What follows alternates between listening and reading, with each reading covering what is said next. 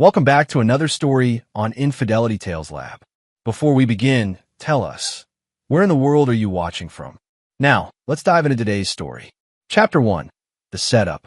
Jordan Faulkner pulled into his mother's driveway. The familiar crunch of gravel under his tires is a comforting sound after a long week.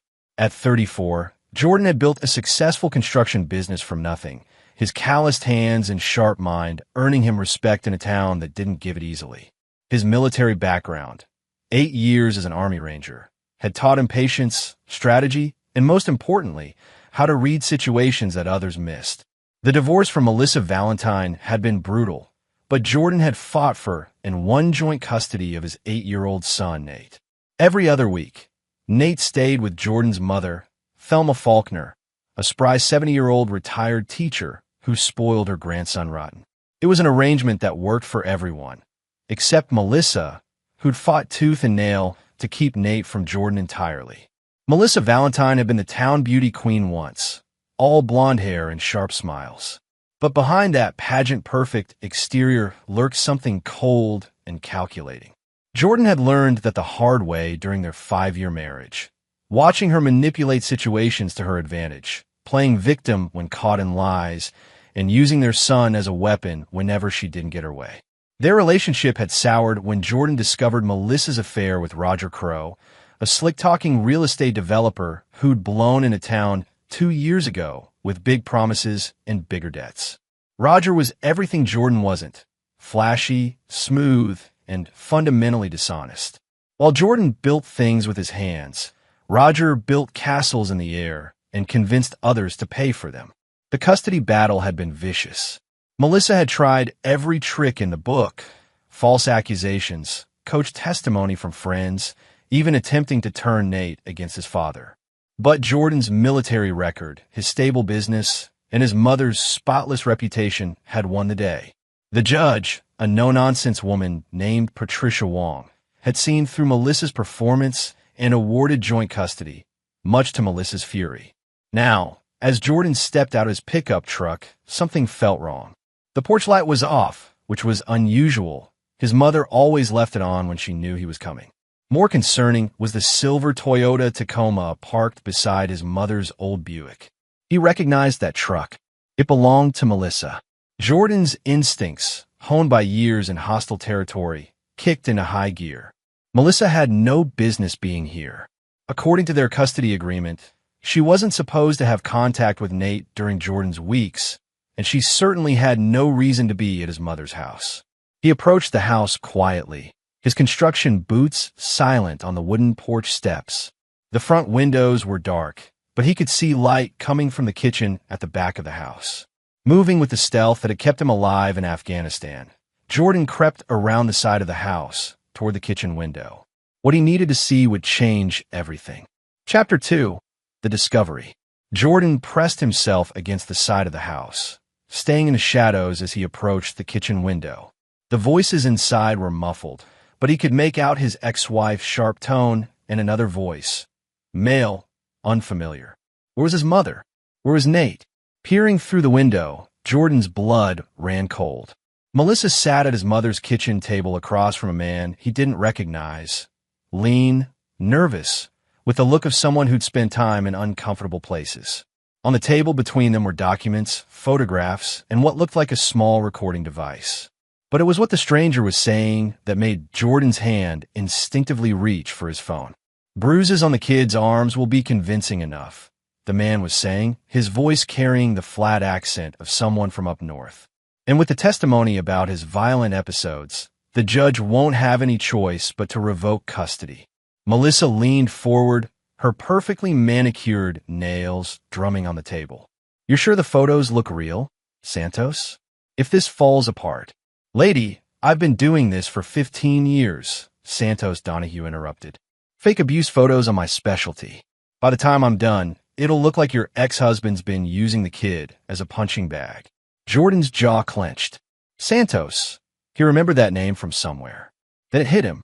Santos Donahue had been arrested 3 years ago for falsifying evidence in custody cases, but the charges had been dropped on a technicality.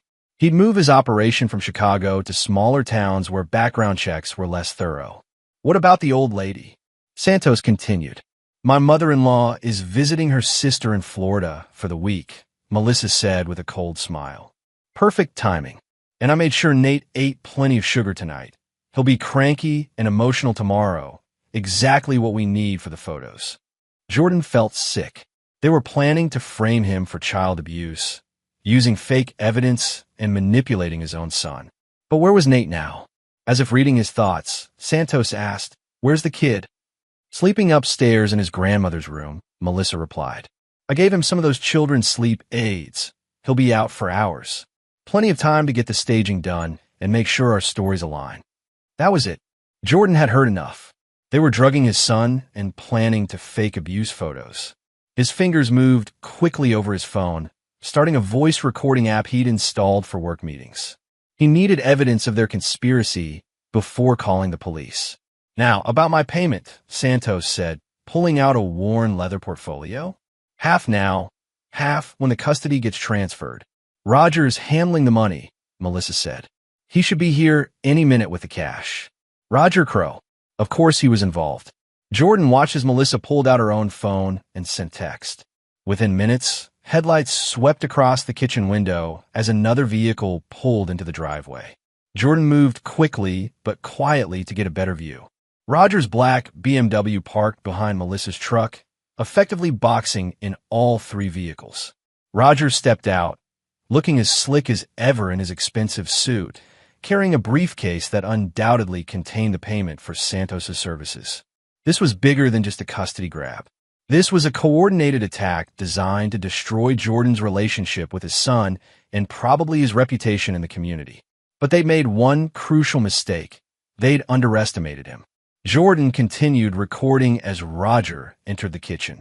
Through the window, he watched the three conspirators huddle around the table, reviewing their plan.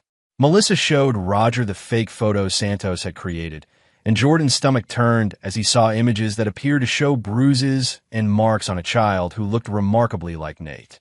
This is perfect, Roger said, his voice carrying clearly through the window. Once Jordan loses custody, Melissa and I can move forward with the development deal. That property of his will be worth a fortune once we get the zoning changed. Another piece of the puzzle clicked into place. This wasn't just about custody, it was about Jordan's land. His 20-acre plot on the outskirts of town sat directly in the path of Roger's proposed luxury development. Jordan had repeatedly refused to sell, knowing the land had been in his family for 3 generations. And if he doesn't want to sell after losing his son? Melissa asked. Roger's smile was predatory. Let's just say a man dealing with child abuse allegations might find it hard to get construction contracts. Amazing how fast a business can fail when the right people start asking questions about someone's character. They were planning to destroy his entire life, his relationship with his son, his business, his family's legacy, all for money and spite. Jordan had heard enough. But instead of calling the police immediately, he continued recording. These 3 had just handed him everything he needed to destroy them completely. And unlike them, he wouldn't need to break any laws to do it. He just needed to be smarter than they were. And that, Jordan knew, wouldn't be difficult. Chapter 3, The Investigation. Jordan backed away from the window and moved to his truck, his mind racing. He could call the police now and stop their immediate plan, but these 3 would likely find another way to come after him. He needed to think bigger, to gather enough evidence to ensure they couldn't threaten his family ever again. His phone buzzed with a text from his mother. Having wonderful time with Patricia. Nate sleeping soundly. See you Sunday. Love, Mom.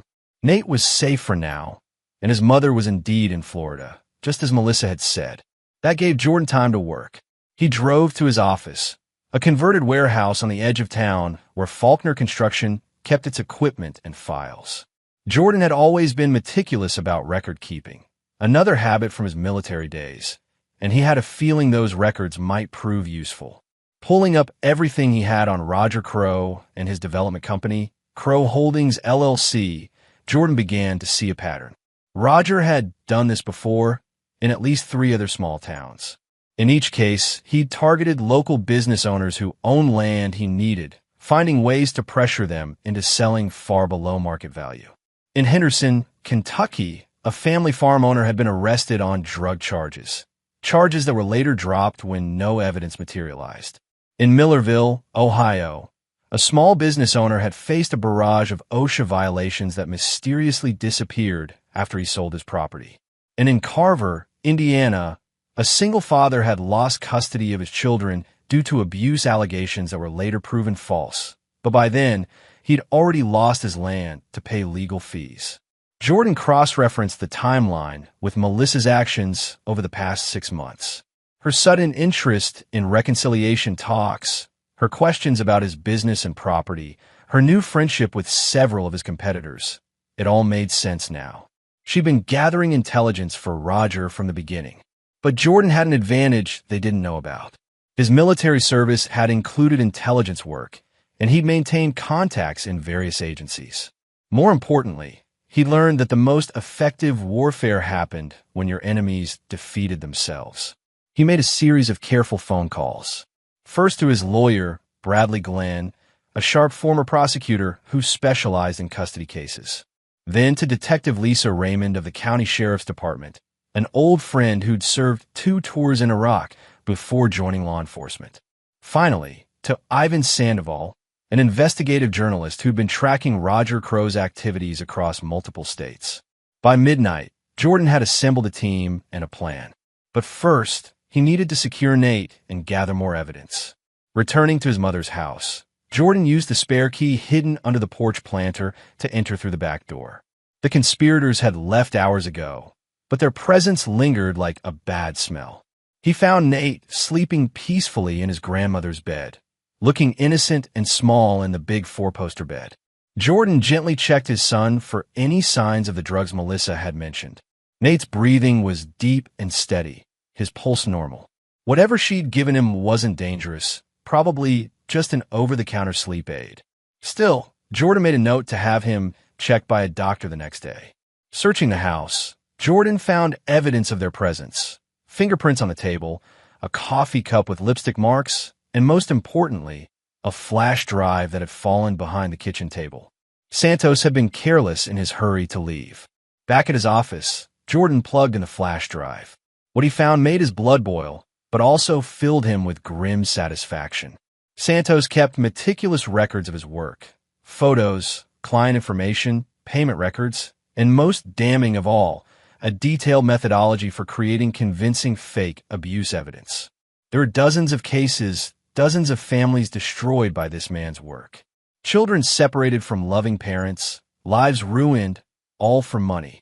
And at the center of it all were people like Melissa and Roger, willing to sacrifice anything and anyone for their own gain. Jordan studied each case, learning Santos's methods, identifying patterns in how these schemes operated. Knowledge was power, and he was building an arsenal. As dawn broke over the horizon, Jordan finalized his plan. These 3 thought they were playing chess, but they'd actually sat down to a poker game with a professional gambler. They were about to learn that when you come for Jordan Faulkner's family, you'd better be prepared to lose everything. The recording from the kitchen window was just the beginning. By the time Jordan was finished, Melissa, Roger, and Santos would wish they'd never heard his name. But first, he had to let them make their move. The best traps, Jordan knew, were the ones that used the enemy's own momentum against them. Chapter 4. The Counter Game. Jordan spent Sunday morning playing the perfect, unsuspecting father. He picked up Nate from his mother's house, made pancakes for breakfast, and took his son to the park. To any observer, he was simply a devoted dad enjoying time with his boy. But behind his calm exterior, Jordan was setting the stage for what would come next. Nate seemed normal, chatty about his week with Grandma Thelma, and excited about starting 3rd grade in a few weeks. There were no signs of the sleep aids Melissa had mentioned, confirming Jordan's assessment that they hadn't been harmful. Still, he made a mental note of everything, knowing that attention to detail would be crucial in the days ahead. Monday morning brought the expected call from Child Protective Services. Caseworker Janet Sampson had received an anonymous tip about potential abuse and needed to schedule an immediate interview with both Jordan and Nate. Jordan expressed appropriate concern and cooperation, agreeing to meet that afternoon. What CPS didn't know was that Jordan had already contacted his lawyer, Bradley Glenn, who'd spent the weekend preparing for exactly this scenario. Bradley had reviewed the flash drive contents and was already building a defense strategy that would turn the tables on the accusers. The CPS interview went exactly as Jordan expected. Janet Sampson was professional but thorough, examining Nate for any signs of abuse. She found none, of course, but Jordan could see the confusion in her eyes. Someone had clearly prepared her to expect evidence that simply wasn't there. "Mr. Faulkner," Janet said carefully, "we received some very specific allegations." Photographs were mentioned. "Photographs?" Jordan asked, his tone perfectly calibrated between confusion and concern.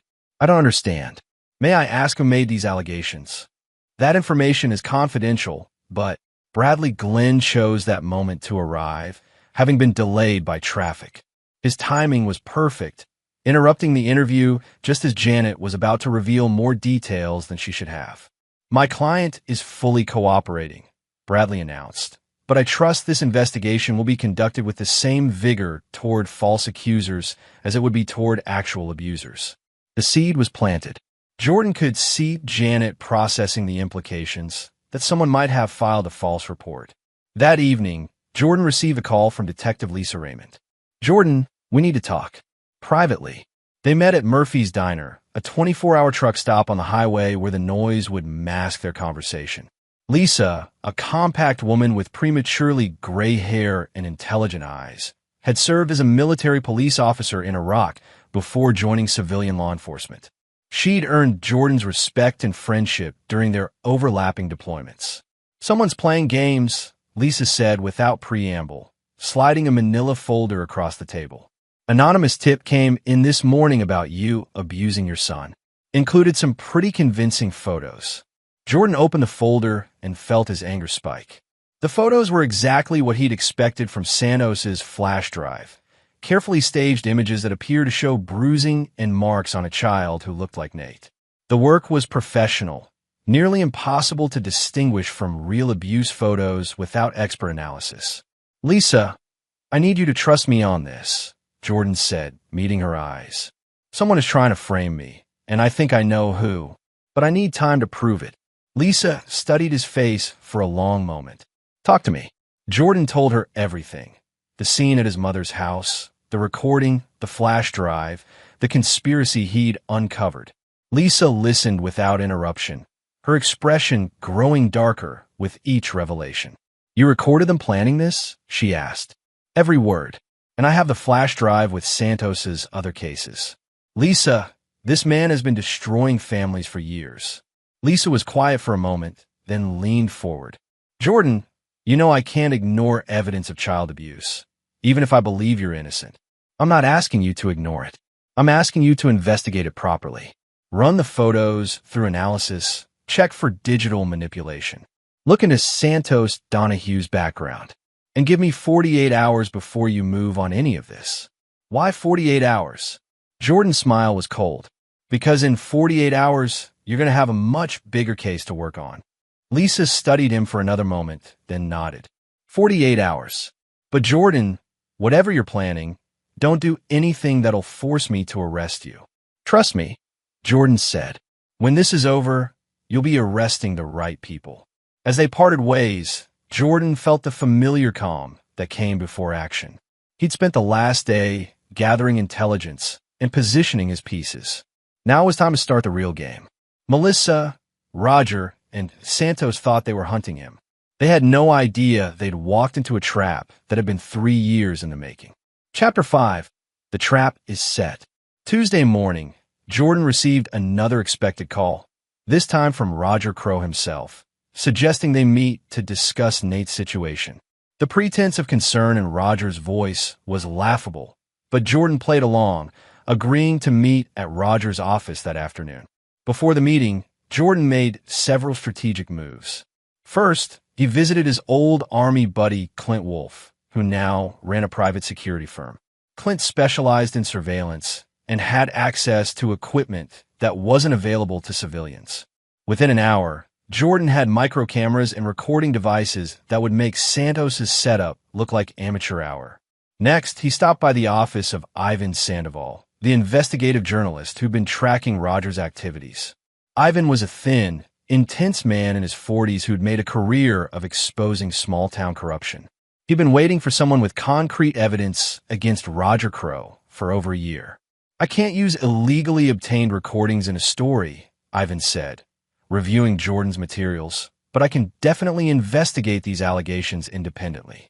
And if someone were to tip me off about where to be at the right time." "Hypothetically speaking," Jordan replied with a smile.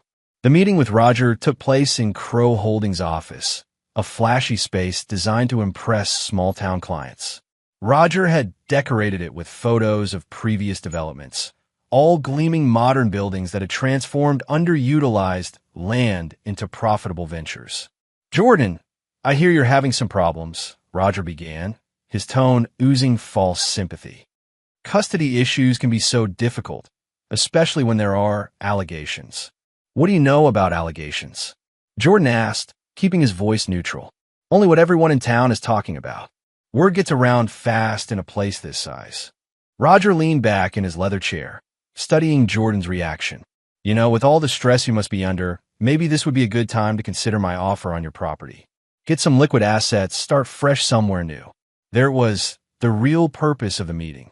Roger was moving faster than Jordan had expected, trying to close the deal while Jordan was supposedly distracted by the custody crisis. "I appreciate the offer," Jordan said, "but that land means everything to me. It's where I plan to build Nate's future." Roger's mask slipped slightly. "Jordan, be realistic. With child abuse allegations hanging over your head, do you really think you'll have a future with Nate? Maybe it's time to cut your losses." The threat was clear, but Jordan had expected it. "You know what, Roger? You're right. Maybe I should consider all my options." He paused, as if making a difficult decision. "Give me until Friday to think about it." "Friday?" Roger seemed surprised by the quick capitulation. "Yeah, by Friday, I should know where I stand with Nate. If things go badly, maybe a fresh start somewhere else is exactly what I need." Roger's smile returned, shark-like and satisfied. "I think that's very wise, Jordan. Very wise indeed." As Jordan left the office, he could practically see Roger calculating his profits. What Roger didn't know was that Jordan had just given himself exactly the timeline he needed. By Friday, the trap would be sprung and Roger Crow would be the one looking for a fresh start, preferably in a federal prison. That evening, Jordan made another crucial move. He called Melissa directly, something he rarely did outside of emergencies. "What do you want, Jordan?" Her voice was cold, but he could hear the tension underneath. "I want to talk about Nate. About us. Maybe we've been doing this all wrong." The pause on the other end told him everything he needed to know. Melissa was suspicious, but intrigued. "What do you mean?" "I mean, maybe it's time we put Nate's needs first. I've been thinking about what's best for him, and I'm wondering if we should consider changing our custody arrangement." "You want to give up custody?" Melissa couldn't hide the excitement in her voice. "I want to discuss it. Face to face. Thursday night, after Nate's asleep. Your place." "Jordan, that's very mature of you. I'm trying to grow up, Melissa. For Nate's sake." After ending the call, Jordan smiled grimly. Melissa would spend the next 2 days preparing for a conversation that would never happen the way she expected. And by Thursday night, she'd be walking into the final act of her own downfall. The pieces were moving exactly as Jordan had planned. His enemies thought they were closing in for the kill, but they were actually positioning themselves for checkmate. Chapter 6: The Noose Tightens. Wednesday brought developments that confirmed Jordan's suspicions about the scope of the conspiracy against him. 2 of his biggest construction contracts were suddenly under review for unspecified safety concerns. His bank called to discuss irregularities in his business account, and 3 former employees called to warn him that someone had been asking questions about his work practices and treatment of staff. Roger Crow was moving fast, using his connections to apply pressure from multiple angles. It was a coordinated attack designed to force Jordan into selling his land while dealing with custody allegations. If Jordan had been the simple contractor they believed him to be, the strategy might have worked. But Jordan Faulkner was not simple, and he'd spent the last 48 hours turning their own weapons against them. working with Detective Lisa Raymond, who'd confirmed that the abuse photos were sophisticated digital fabrications. Jordan had built an ironclad case against Santos Donahue. The flash drive contained evidence of dozens of similar conspiracies across multiple states. Federal charges were being prepared. Journalist Ivan Sandoval had traced Roger's pattern of property acquisition and found a trail of suspicious circumstances in each town he'd operated. Small business owners forced to sell under pressure, allegations that materialized from nowhere and disappeared just as quickly, and a network of associates who specialized in creating problems for anyone who stood in Roger's way. Most importantly, Jordan had spent Tuesday night installing Clint Wolf surveillance equipment throughout his own property and mother's house. Every conversation, every move his enemies made was being recorded in high definition with crystal clear audio. Thursday evening arrived with unseasonable storm clouds gathering over the town. Jordan had spent the day playing his role perfectly. The stressed father considering giving up custody. The struggling businessman facing mounting pressure. Several people had approached him with sympathetic offers to help by purchasing his land, all of them connected to Roger's network. At 8 p.m., Jordan arrived at Melissa's apartment, a modest two-bedroom place that Roger had been paying for since their affair began. What Melissa didn't know was that Jordan had discovered the financial connection months earlier. Roger had been supporting her as part of the long-term plan to separate Jordan from his land. Melissa answered the door wearing a dress that had probably cost more than most people made in a week.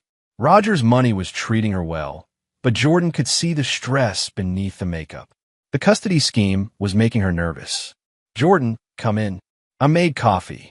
The living room was decorated with photos of Nate and Melissa, but Jordan noticed that any pictures including him had been removed. Even the family photos from their marriage had been cropped to exclude him. It was a small detail, but it spoke to Melissa's calculating nature.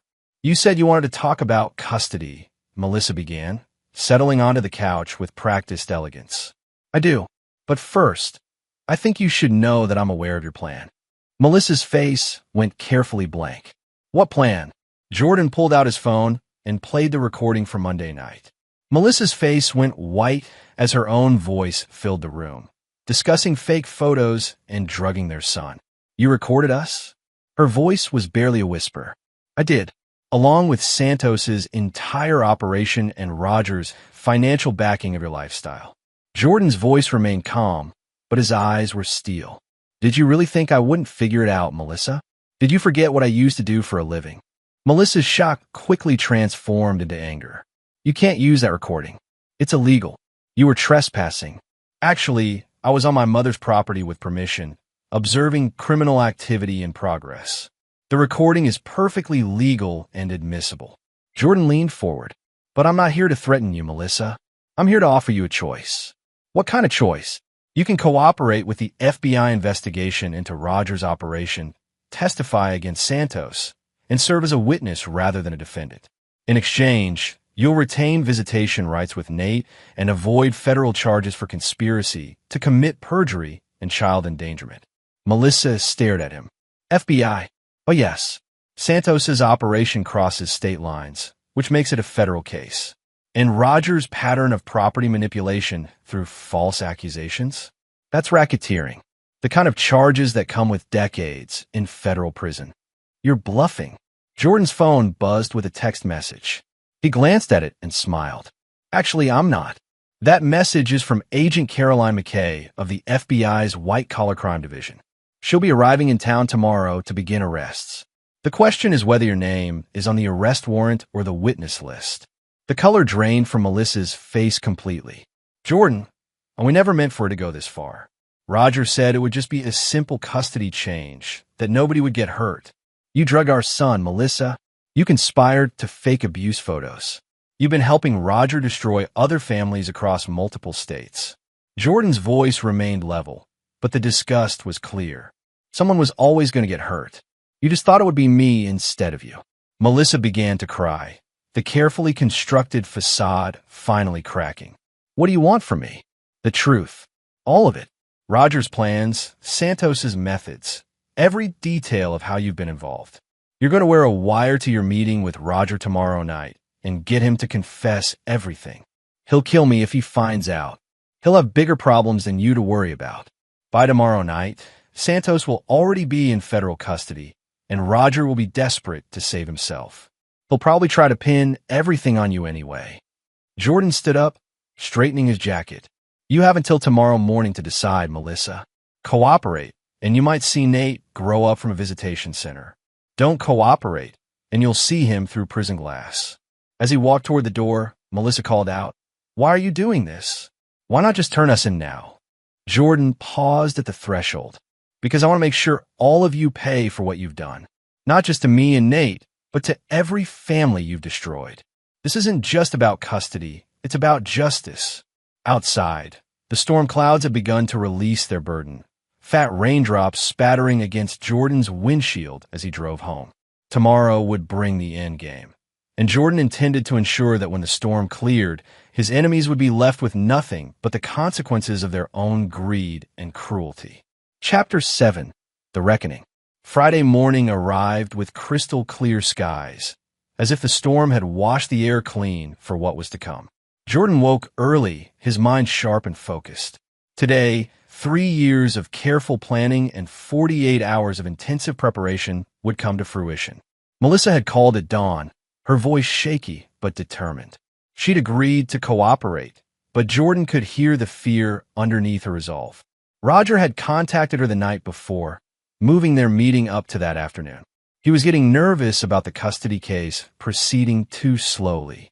FBI agent Caroline McKay arrived in town on the 10 a.m. train, along with a team of federal agents and forensic accountants. Jordan met with them in Bradley Glenn's office, where they reviewed the evidence one final time. The recording from Monday night, Santos's flash drive, financial records linking Roger to previous schemes, and now Melissa's cooperation had created an unbreakable case. "Mr. Faulkner," Agent McKay said, her voice professional but warm, "I want you to know that your evidence has connected dots we've been trying to connect for 3 years. Roger Crow and Santos Donahue are part of a larger network that's been operating across the Midwest. Your case might be the key to bringing down the entire operation." At noon, Santos was arrested at his motel room. He'd been packing to leave town, clearly spooked by something. When federal agents found his equipment for creating fake abuse photos, along with detailed records of over 50 cases, Santos immediately began trying to negotiate a deal.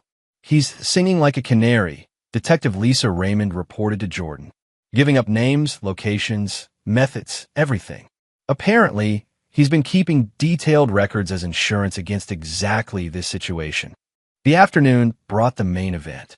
Melissa, wearing the wire provided by the FBI, met Roger at his office for what he believed was a celebration of their impending victory. What Roger didn't know was that federal agents were positioned around the building, and Jordan was watching from the surveillance van with Agent McKay. "Did you see Faulkner's face when CPS showed up?" Roger's voice came through clearly on the wire.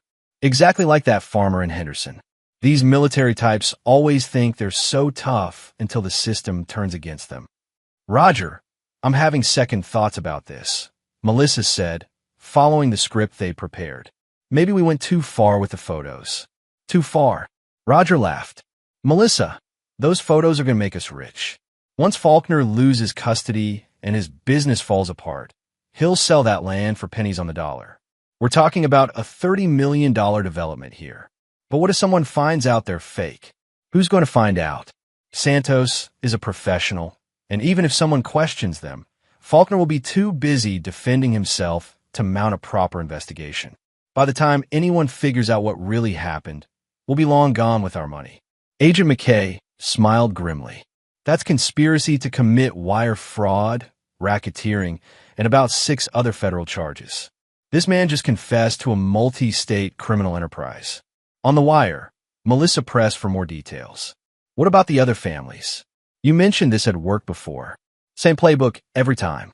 Find a property owner who won't sell, identify their weakness, apply pressure until they break. That farm in Henderson? Father was a widower, so we used child endangerment. The restaurant owner in Millerville? Health department violations that mysteriously appeared overnight. It's all about knowing which buttons to push." Jordan listened as Roger detailed a criminal operation that had destroyed dozens of families and stolen millions of dollars in property. Each revelation made the case stronger and Jordan's satisfaction deeper. "What about Santos?" Melissa asked. "Santos gets paid and disappears, like always. The beauty of this system is that by the time anyone realizes what happened, all the players have moved on to the next town. But what if Faulkner doesn't sell?" Roger's voice turned cold. "Oh, he'll sell. Men like Faulkner break eventually. They all do. And if financial pressure doesn't work, there are other methods. I know people who specialize in making problems go away permanently." That statement made Agent McKay sit up straight. "Did he just threaten murder?" "He sure did," Jordan replied. "And now you have it on tape." The trap was complete. Roger had confessed to federal crimes, detailed his criminal organization, and threatened murder, all while believing he was celebrating his victory with his conspirator. At 4 p.m., federal agents simultaneously arrested Roger Crowe at his office and raided Santos's motel room for additional evidence. The multi-state criminal enterprise that had operated for over 5 years was effectively decapitated in a single afternoon. Jordan picked up Nate from school that day, knowing his son was safe and their future was secure. As they drove home, Nate chattered about his day, completely unaware of how close he'd come to being used as a weapon against his father. "Dad, why do you look so happy?" Nate asked. Jordan glanced at his son in the rearview mirror. "Just a good day at work, buddy. Sometimes the good guys win." "Cool. Can we get pizza for dinner?" "Absolutely. We're celebrating." As they pulled into their driveway, Jordan's phone buzzed with a text from Bradley Glenn. "All charges against you have been dropped. Melissa wants to discuss an uncontested revision to your custody agreement. Congratulations, you've got your life back." But Jordan knew he'd done more than just get his life back. He'd protected his son, preserved his family's legacy, and ensured that Roger Crowe and Santos Donahue would never destroy another family. The trap had worked perfectly. Chapter 8, The Fallout. The following week brought a parade of revelations that rocked the small town of Millfield. The arrest of Roger Crowe and Santos Donahue had opened floodgates that no one had expected, including Jordan.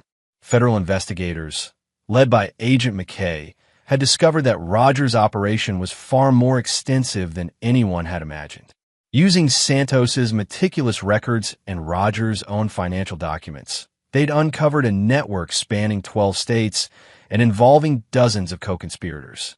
Property worth over $100 million had been acquired through fraud, intimidation, and fabricated legal troubles. Jordan pulled his son into a hug, feeling the satisfaction of a plan executed perfectly and enemies defeated completely. "I learned a long time ago that the best way to win a fight is to make your enemies fight each other." What does that mean? It means sometimes the smartest thing to do is let bad people destroy themselves. As they finished homework and prepared for dinner, Jordan reflected on how completely the tables had turned. 3 weeks ago, he'd been facing the loss of his son, his business, and his family's legacy. Tonight, he was stronger than ever. His enemies were in prison, and his future with Nate was secure. The best revenge, Jordan had learned, wasn't getting even. It was getting everything. Chapter 9, Justice Served. 6 months later, Jordan stood in the courthouse watching Roger Crowe receive his final sentence. The federal judge, a stern woman in her 60s who'd clearly been disgusted by the evidence presented, had just sentenced Roger to 3 consecutive life terms for racketeering, fraud, and conspiracy charges. Roger had aged years in the months since his arrest. The smooth, confident developer had been replaced by a broken man in an orange jumpsuit who'd learned that federal prison didn't care about his charm or connections. "Your Honor," Roger had said during his final statement, "I was just trying to build a business. These charges are excessive." Judge Patricia Martinez had cut him off. "Mr. Crowe, your business destroyed 57 families across 12 states. Children were separated from their parents. People lost homes that had been in their families for generations. Elderly property owners were driven into bankruptcy by fabricated legal troubles. This court has rarely seen such a calculated, systematic campaign of cruelty and greed." Santos Donahue had received his sentence the previous month, 25 years federal time with no possibility of parole. His cooperation had helped convict the entire network, but it hadn't saved him from justice. The judge in his case had been particularly harsh, noting that Santos's crimes had involved children and vulnerable families. Melissa had avoided prison entirely, thanks to her cooperation and genuine remorse. She'd received 5 years of probation and was required to perform 500 hours of community service, working with families affected by custody fraud. More importantly, she'd begun therapy and seemed to be genuinely trying to become a better person and mother. The supervised visitation was going well. Nate saw his mother every other weekend, but always with a social worker present. It wasn't ideal, but it was healing for both Melissa and Nate. "She's trying, Dad," Nate had told Jordan after one recent visit. "She says she's sorry for making bad choices." Jordan was proud of his son's maturity and willingness to forgive. At 9 years old, Nate was showing more wisdom than most adults. The property settlements had been equally satisfying. Jordan's land, originally worth about $2 million, had increased in value significantly once Roger's development plans were revealed and legitimately pursued by an honest developer. The irony wasn't lost on Jordan. Roger's vision had been sound, but his methods had been his downfall. Using the money from Roger's seized assets, Jordan had established the Faulkner Foundation, a nonprofit organization that provided legal assistance to families facing custody fraud and property manipulation schemes. Bradley Glenn had agreed to serve as legal director, and Detective Lisa Raymond was heading up the investigative arm after taking early retirement from the sheriff's department. "We're getting calls from across the country," Lisa reported during a foundation meeting. "Your case has encouraged other victims to come forward. We're building cases in 18 states now." Agent McKay, who'd become a friend during the investigation, kept Jordan updated on the broader network's destruction. 43 arrests so far, with more coming. "The operation you uncovered was the hub of the entire conspiracy. When you took down Roger and Santos, you collapsed the whole thing. But the most satisfying outcome was personal." Jordan's construction business had not only survived the attempted sabotage, but was thriving. The publicity from the case had actually brought him new clients who appreciated his integrity and fighting spirit. He'd had to hire 6 new employees to handle all the work. Standing outside the courthouse after Roger's sentencing, Jordan felt the weight of 3 years of planning and preparation lift from his shoulders. He'd protected his son, preserved his family's legacy, and ensured that other families wouldn't suffer what his had endured. His phone rang. It was his mother calling from Florida, where she'd decided to extend her stay with her sister. "Jordan, honey, I saw the news. Is it finally over?" "It's over, Mom. You can come home whenever you're ready." "And Nate?" "Nate's perfect, happy, healthy, and excited about starting 4th grade in the fall."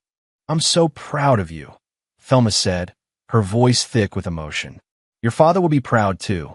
You protected our family the way he always taught you to." After ending the call, Jordan picked up Nate from school and took him to their favorite ice cream shop. As they sat on a bench outside, watching cars pass by on Main Street, Nate asked the question Jordan had been expecting. "Dad, are you glad the bad people went to jail?" Jordan considered his answer carefully. "I'm glad that justice was done, buddy. And I'm glad that other families won't have to go through what we did. But are you glad?" Jordan looked at his son, healthy, happy, secure in the knowledge that his father would always protect him. "Yeah, Nate, I'm glad." As they walked back to the truck, Nate slipped his small hand into Jordan's larger one. "Dad, what's up? Next time someone tries to hurt our family, will you stop them again?" Jordan squeezed his son's hand gently. "Every time, buddy. Every single time." Driving home through the town he'd saved from Roger Crow's corruption, Jordan felt the deep satisfaction that came from a job completed perfectly. He'd proven that sometimes the best way to deal with bullies was to be smarter, more patient, and more determined than they were. The trap had been perfect, the revenge complete, and justice had been served exactly as it should be, with his enemies destroying themselves through their own greed and cruelty. Jordan Faulkner had won everything that mattered, and he'd done it the right way. In a world that often rewarded the corrupt and punished the honest, he'd managed to turn the tables completely. Some might call it justice. Jordan called it Tuesday.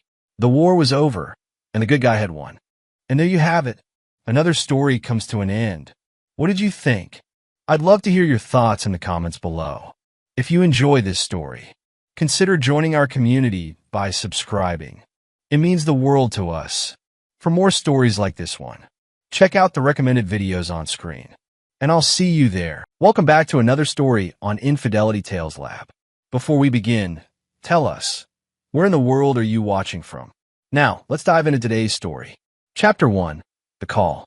The concrete floor of cell block D felt like ice against Damon Shannon's bare feet as he paced the cramped space.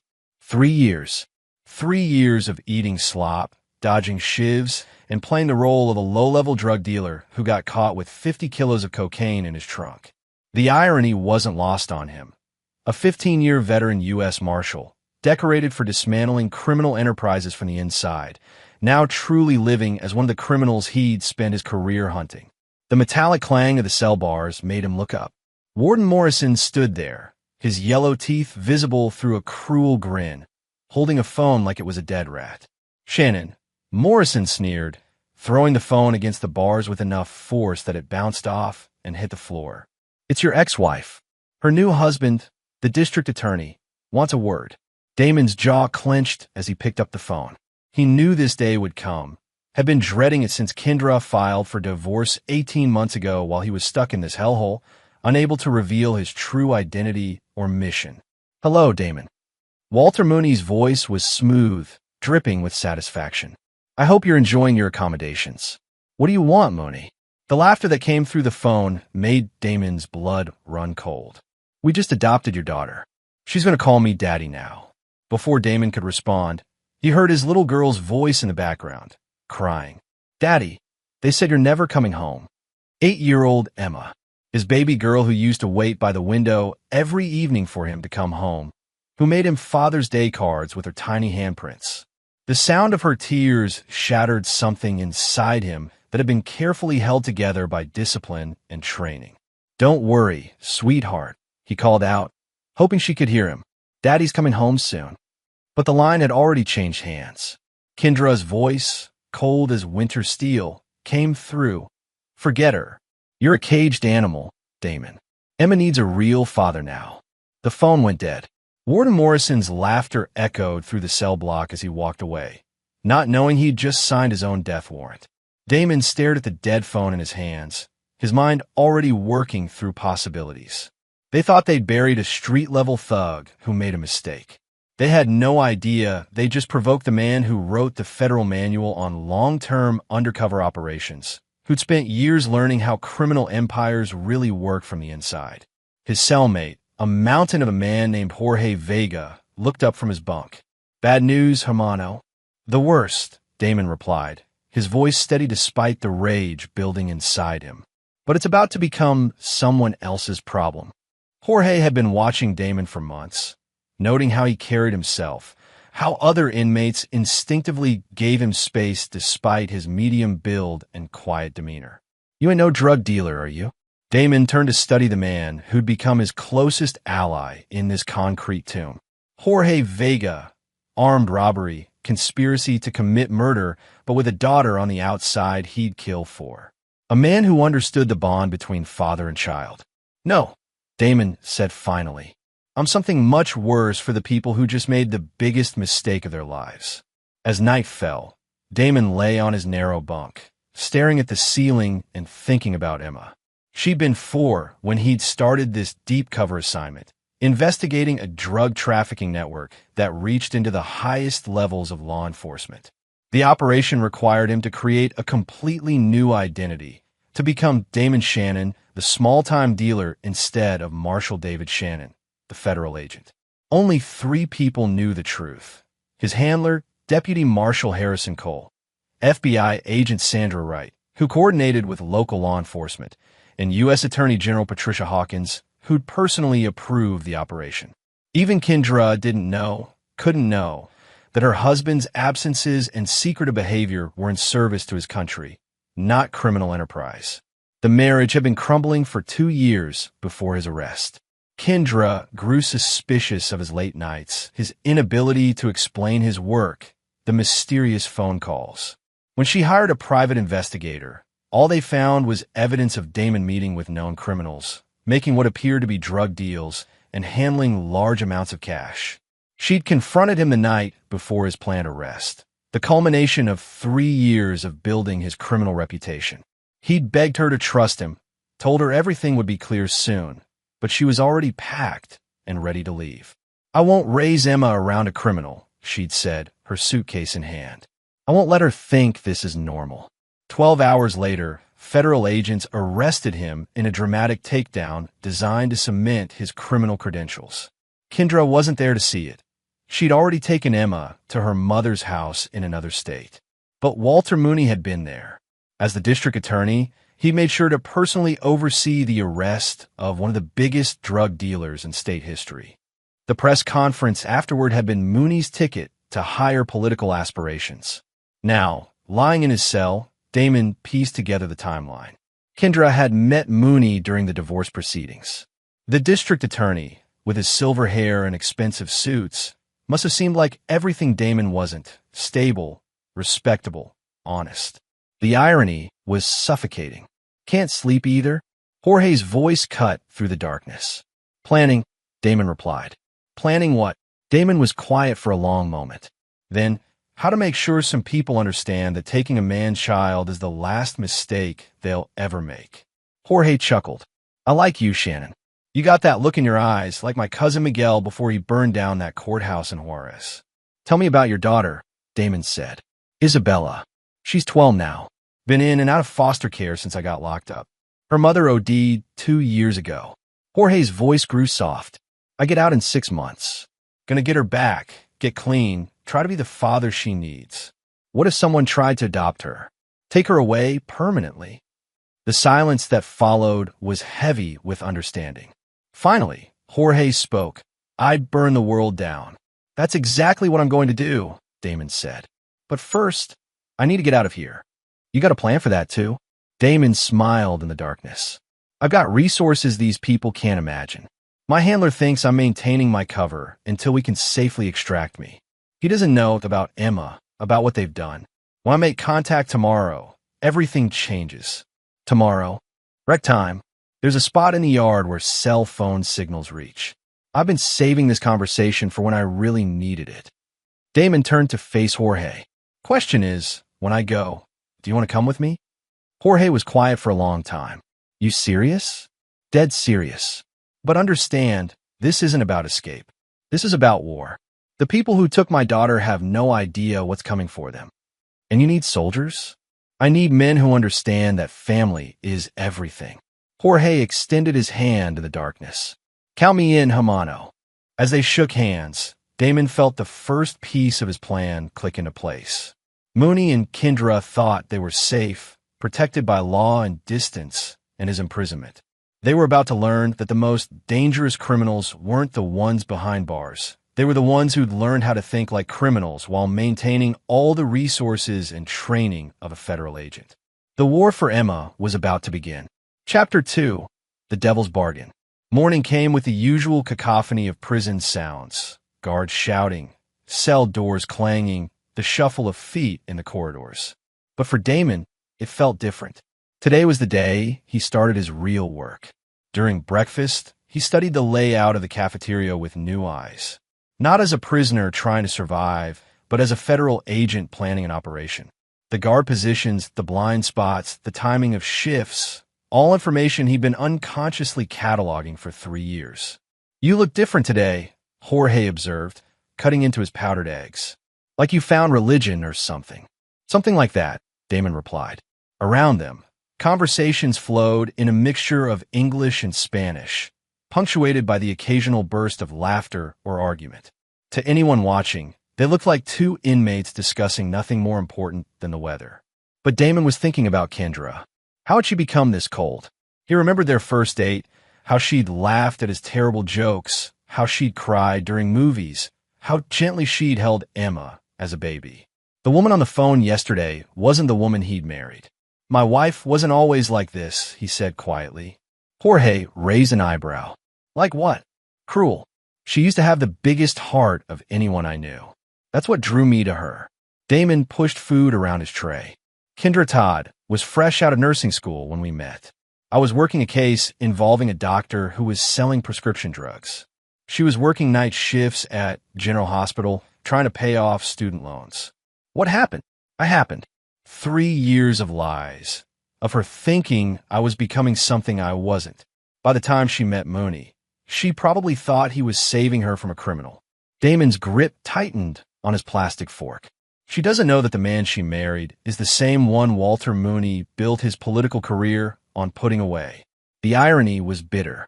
Walter Mooney had been riding high on the success of Operation Crossfire, the very operation Damon was conducting from the inside. Every arrest that came from Damon's intelligence, every criminal network that fell, Mooney claimed credit for.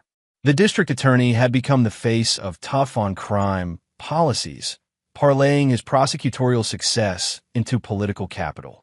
"Recreation time," a guard shouted. Damon and Jorge joined the line of inmates heading to the yard.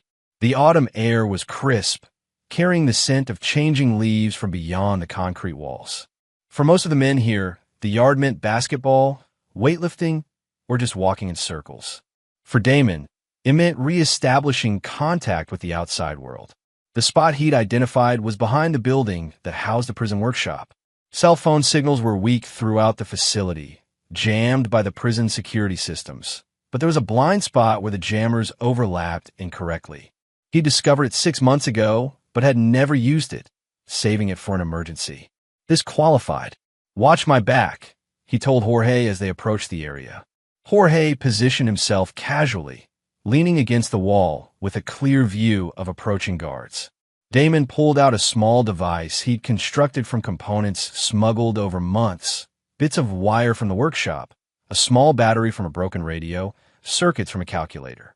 It wasn't much, but it would boost a cell phone signal just enough.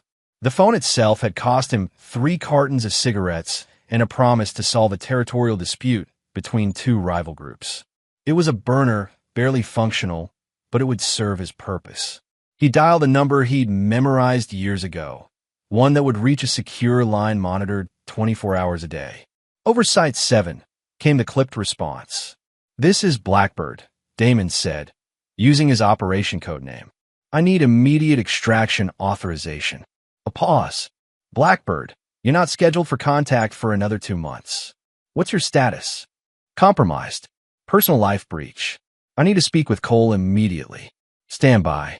Damon watched Jorge, who was making exaggerated gestures at a group of inmates nearby, creating a distraction. Anyone watching would think they were having an animated discussion about yesterday's football game. "Shannon." Harrison Cole's voice came through, tense with concern. "What's happened?" "They took Emma." Another pause, longer this time. "Who took Emma?" "My ex-wife and the district attorney. Walter Mooney married her and adopted my daughter. They're telling her I'm never coming home." Cole's curse was creative and heartfelt. "Jesus Christ, Damon. How did this happen?" Kendra didn't know about the operation. She thought I was really dealing drugs. Filed for divorce. Met Mooney during the proceedings. Damon's voice was steady, but Jorge could see his knuckles white against the phone. "I need out. Now. It's not that simple. We're 3 months from wrapping this operation. The intelligence you've gathered is about to bring down the entire network. We can't just—" "Harrison." Damon's voice went cold. "They took my daughter. Do you understand what that means?" Cole was quiet.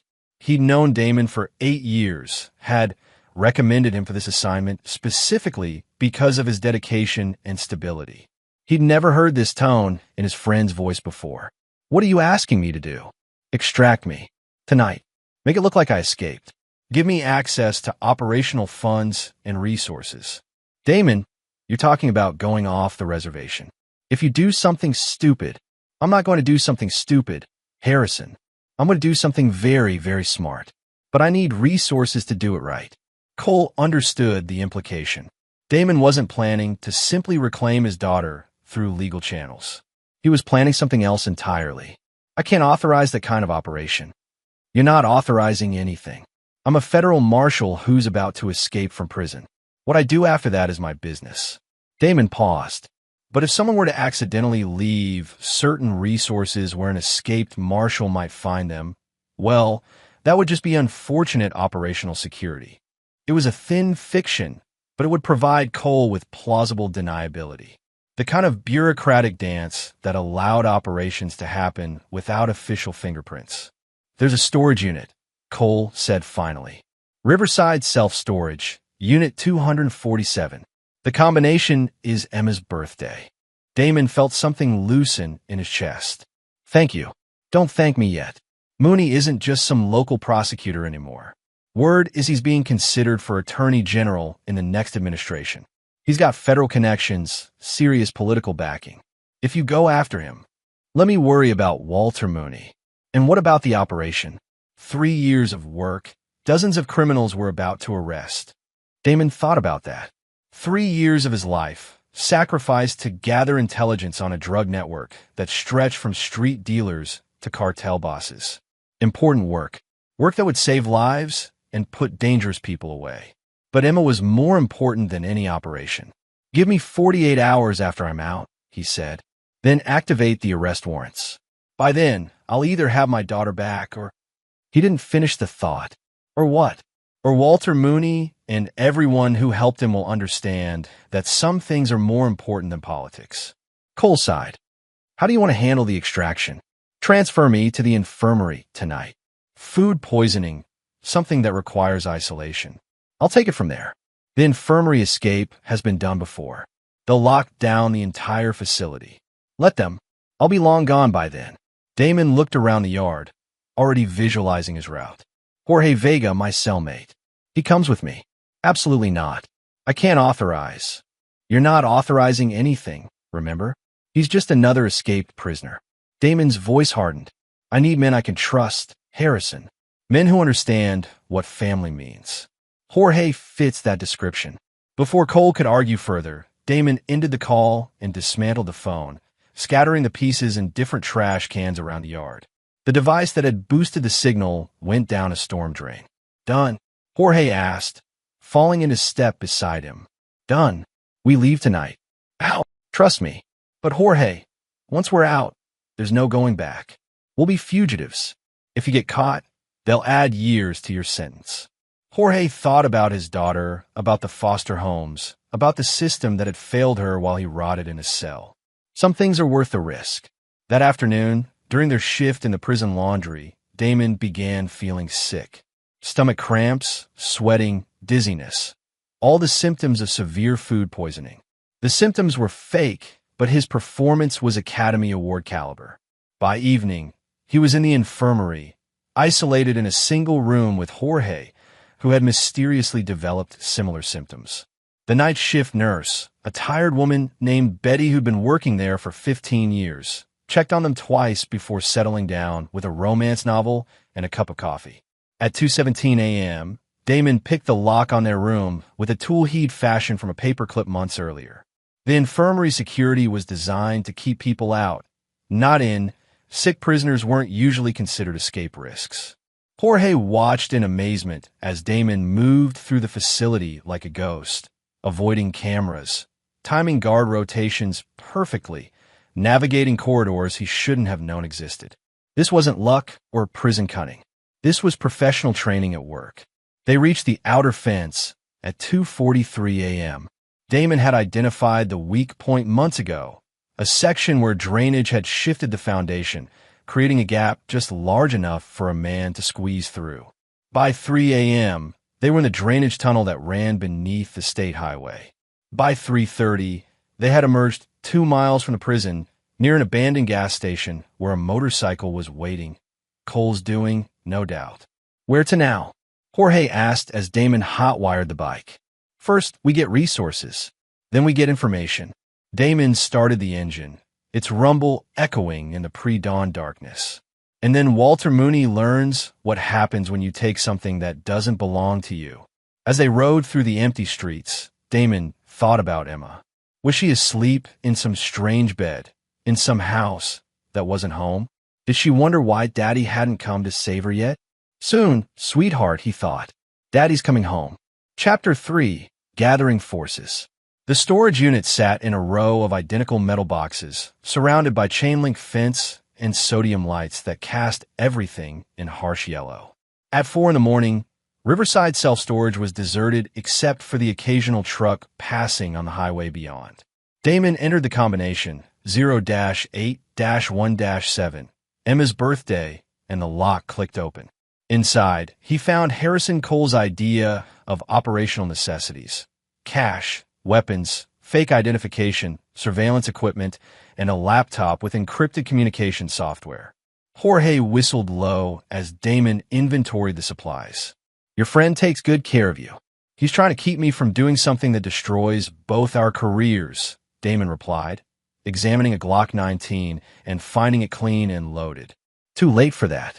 The laptop connected to a secure server that Cole had set up years ago for emergency communications.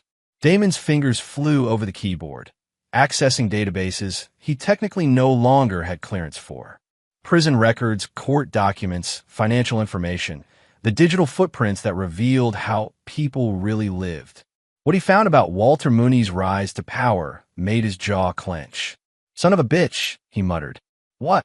"Mooney's been using intelligence from my operation to advance his political career. Every arrest warrant, every prosecution, every press conference, he's been taking credit for work I've been doing from inside." Damon scrolled through news articles, watching Mooney's face appear again and again, always at podiums, always taking credit. But it was worse than simple glory-seeking. Mooney had leveraged his prosecutorial success into serious political connections. Donations from law enforcement unions, endorsement from federal officials, rumors of cabinet positions in future administrations. Walter Mooney wasn't just a district attorney anymore. He was a rising star in national politics. And he'd built that rise on Damon's sacrifice. "Look at this," Damon said, turning the laptop so Jorge could see. 3 months ago, Mooney spoke at a conference about innovative approaches to organized crime. He's presenting intelligence I gathered as his own strategic insights. Jorge studied the screen. Guy's got some serious protection then. Politicians like that, they don't go down easy. They do if you hit them right. Damon opened another database, this one containing personal information that wasn't supposed to be accessible to anyone below deputy director level. Everyone has weaknesses. Everyone has secrets. Walter Mooney's file revealed a man whose public image was carefully crafted. Church attendance, charity work, family values, all the things that played well with voters. But there were gaps in the timeline, periods where his whereabouts weren't accounted for, financial transactions that didn't quite add up. More interesting was his staff. District attorneys didn't operate alone. They had investigators, assistant prosecutors, administrative staff. People who knew where the bodies were buried. Isaac O'Brien, Damon read from the screen.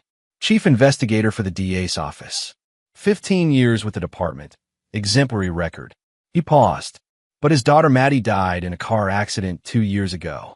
Drunk driver, never caught. Jorge understood immediately. Grief makes people do stupid things, or makes them more open to alternative forms of justice. Damon made a note of O'Brien's home address. If Mooney's hiding something, O'Brien would know about it. The next few hours were spent building profiles. Kendra's current situation, Emma's school and daily routine, the security at Mooney's house and office. Damon approached it like any other operation: identify targets, map relationships, find pressure points. By dawn, they had relocated to a motel on the outskirts of town, paying cash for a room that faced the highway in case they needed to leave quickly. Jorge had grown quiet, perhaps realizing the magnitude of what they were attempting. "Second thoughts?" Damon asked, cleaning the Glock with practiced efficiency. "About getting out?" "No." "About going up against the district attorney?" "Maybe." Jorge sat on the edge of the bed, studying their target files. "This guy's got resources we can't match. Police, FBI, federal marshals, they'll all be looking for us." "True, but they'll be looking for escaped prisoners, not federal agents conducting an unauthorized operation." Damon assembled the weapon, checking the action. Besides, Mooney's going to be arrogant. He thinks he's untouchable. The first test of that theory came at noon, when Damon placed a call to Isaac O'Brien's cell phone. "O'Brien. Mr. O'Brien, my name is David Shannon. I'm a federal marshal, and I need to speak with you about Walter Mooney." A long pause. "Federal marshal? Let me see some identification." I'm not in a position to do that right now. But I think you'll want to hear what I have to say about your boss's connection to organized crime. Listen, whoever you are, your daughter Maddie was killed by someone driving a blue Camaro, license plate partial KJ7. The impact happened at the intersection of Maple and 3rd at 11:47 p.m. on October 15th. The driver had connections to the Vega drug operation. Dead silence. Then, how do you know that? Because I've been undercover in that organization for 3 years. And I know who was driving that car. Damon, let that sink in. Are you interested in justice for Maddie, Mr. O'Brien? Another pause. Where do you want to meet? Lincoln Park by the Memorial Fountain. 1 hour. Come alone. Damon ended the call and turned to Jorge. Time to see if we got our first ally. Lincoln Park was busy with lunch hour joggers and office workers taking a break from their cubicles. Damon and Jorge positioned themselves with clear sight lines and exit routes, watching for any sign that O'Brien had brought back up. At exactly 1 p.m., a man in his 50s approached the fountain. Gray hair, tired eyes, the look of someone who hadn't slept well in years. He wore a rumpled suit and kept checking his phone, nervous but alone. Damon approached first, keeping his hands visible. Mr. O'Brien, you're Shannon. O'Brien studied him carefully. You don't look like a federal marshal. I've been undercover for 3 years. Prison changes a man's appearance. Damon gestured to a nearby bench. Shall we sit? They settled on opposite ends of the bench, while Jorge maintained his position near the park entrance. To anyone watching, they looked like two men having a casual conversation. You said you know who killed my daughter. Ramon Vega, Jorge's cousin. Damon nodded toward Jorge. He was running drugs for the network I've been investigating. High on meth, driving stolen cars, completely reckless. He should have been arrested months before the accident.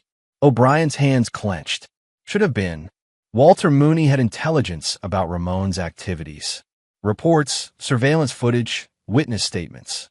But he held off on the arrest because he wanted to use Ramon to get to bigger targets. Damon's voice was quiet, matter of fact. Your daughter died because Mooney prioritized his case statistics over public safety. That's... O'Brien started to object, then stopped. You have proof of this. I have documentation showing that Mooney knew about Ramon's drug use and reckless driving. I have reports that were never filed, evidence that was never processed, arrest warrants that were never served. Damon pulled out a tablet, showing O'Brien a series of documents. Your boss let a dangerous criminal stay on the streets because arresting him immediately wouldn't have generated the kind of headlines he needed. O'Brien studied the documents, his face growing pale. The papers clearly showed a pattern of delayed arrests, evidence that Mooney's office had been tracking Ramon Vega for months without taking action. Why are you showing me this? Because I need your help, and because I think you deserve to know the truth about why Maddie died. What kind of help? Damon leaned back, studying the investigator. O'Brien was a good man, dedicated to his job, devastated by his loss. The kind of person who'd spent his career believing in the system, only to discover that the system had failed his daughter. I need information about Walter Mooney's current activities, his schedule, his security arrangements, his personal habits. And I need to know about his relationship with my ex-wife and daughter. You're planning something. I'm planning to get my daughter back. What that requires depends on how reasonable Mooney wants to be. O'Brien was quiet for a long time, staring at the memorial fountain. Finally, what's your real name? Deputy U.S. Marshal David Shannon. I've been operating under the identity Damon Shannon for the past 3 years, infiltrating a drug network that reaches into local law enforcement. The Crossfire operation. O'Brien's eyes widened. You're the inside man, the one feeding intelligence to federal prosecutors. Intelligence that Walter Mooney has been taking credit for. Damon stood up. Think about it, Mr. O'Brien. Think about your daughter, and think about what kind of man uses other people's sacrifices to build his own career. As they prepared to leave, O'Brien called out, If I help you, what happens to Ramon Vega? Damon turned back. Ramon Vega died in a car accident 3 months ago. Crashed into a bridge support going 90 miles an hour, high on the same drugs he was selling. But justice for Maddie doesn't die with him. The man who let her killers stay on the streets is still walking around, collecting political donations and adoption papers. O'Brien understood. This wasn't about revenge against a dead man. It was about accountability for the living. For the next hour, sitting on that park bench, Isaac O'Brien told Deputy Marshal David Shannon everything he knew about Walter Mooney's current life. By evening, Damon had a complete picture: Mooney's schedule, his home security system, his relationship with Kendra, and most importantly, where Emma was going to school. But he also had something else: the growing realization that his war with Mooney was about to become much larger than a custody dispute. Walter Mooney hadn't just stolen his daughter. He'd built an entire political career on Damon's work, using federal resources for personal advancement while people like Mattie O'Brien died because of his priorities. Some crimes demanded more than justice. They demanded reckoning. Chapter 4. First Blood. The elementary school was a cheerful building with painted murals and a playground that seemed designed to radiate innocence. Damon watched from across the street as children poured out at dismissal time, looking for Emma's familiar blonde curls among the crowd. There, holding hands with a woman in expensive clothing, walking toward a black SUV with tinted windows. Even from a distance, Damon could see that Emma looked smaller than she had 3 years ago, more subdued. The bright energy he remembered seemed dimmed. That her? Jorge asked from a driver's seat of their stolen sedan. That's her. Damon's hands clenched as he watched his daughter being loaded into a vehicle he didn't recognize, driven by people who weren't her family. And that's Kendra. Kendra Todd. Now Kendra Mooney had changed.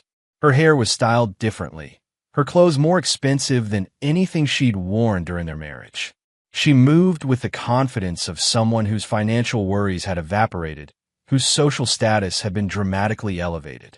But she handled Emma with casual efficiency rather than maternal warmth. No lingering hugs, no animated conversation about the school day. Just the mechanical process of getting a child from point A to point B. Doesn't look like a happy family, Jorge observed. It's not a family at all. It's a political prop. Damon started the car as the SUV pulled away from the curb. Follow them, but stay back. I need to see where they're taking her. The route led through the affluent part of town, past houses with manicured lawns and gates. The Mooney residence was exactly what Damon had expected: a colonial mansion with circular driveway, professional landscaping, and security cameras at every corner. But it was the car in the driveway that made Damon's blood run cold. Son of a bitch, he muttered. What? Black sedan, government plates. That's a federal vehicle. Damon's training kicked in, identifying the model, the antenna configuration, the subtle modifications that marked it as law enforcement. Mooney's got federal protection. Jorge frowned. Protection from what? For me, probably. Someone tipped him off that I escaped. Damon pulled out his phone, dialing Harrison Cole's secure number. Jesus Christ, Damon, where are you? Every federal agency in 3 states is looking for you. Harrison, did you tell anyone about Emma? About why I needed extraction? A pause. I had to brief my supervisor. Standard protocol for compromised operations. Who else was in that briefing? Deputy Director Walsh, FBI Liaison Thompson, and Cole's voice trailed off. And Assistant U.S. Attorney Patricia Hawkins. Damon felt the pieces clicking together. Hawkins has been coordinating with local prosecutors on crossfire-related cases. She's been working directly with Walter Mooney's office. The implications were staggering. Patricia Hawkins knew about Damon's escape, knew why he'd left, and had almost certainly warned Mooney that an angry father was coming for his adopted daughter. What should have been a family dispute had become a federal incident. Damon, you need to come in. This has gotten too big. If you try to grab Emma now, they'll classify it as a kidnapping with terrorist implications. Terrorist implications? Damon's voice was dangerously quiet. A federal marshal going rogue, using his training and resources against civilian targets? They're already drafting profiles, predicting violent escalation. If you make any move against Mooney or his family, they'll authorize lethal force. Damon understood. This wasn't about protecting Walter Mooney from an escaped prisoner. This was about protecting a politically valuable asset from someone who could expose uncomfortable truths about federal operations. Harrison, I need you to do something for me. I can't help you anymore. My hands are tied. Just listen. The storage unit where you left those supplies, is it still active? Damon, is it still active? A sigh. Yes. Good. Because I'm about to give you the biggest case of your career. But I need time to set it up properly. Damon watched the federal agents moving around Mooney's property, noting their positions and equipment. Can you give me 72 hours before you officially locate me? Absolutely not. I've already told them. You've told them I'm probably heading for the Mexican border, following cartel contacts from my undercover work.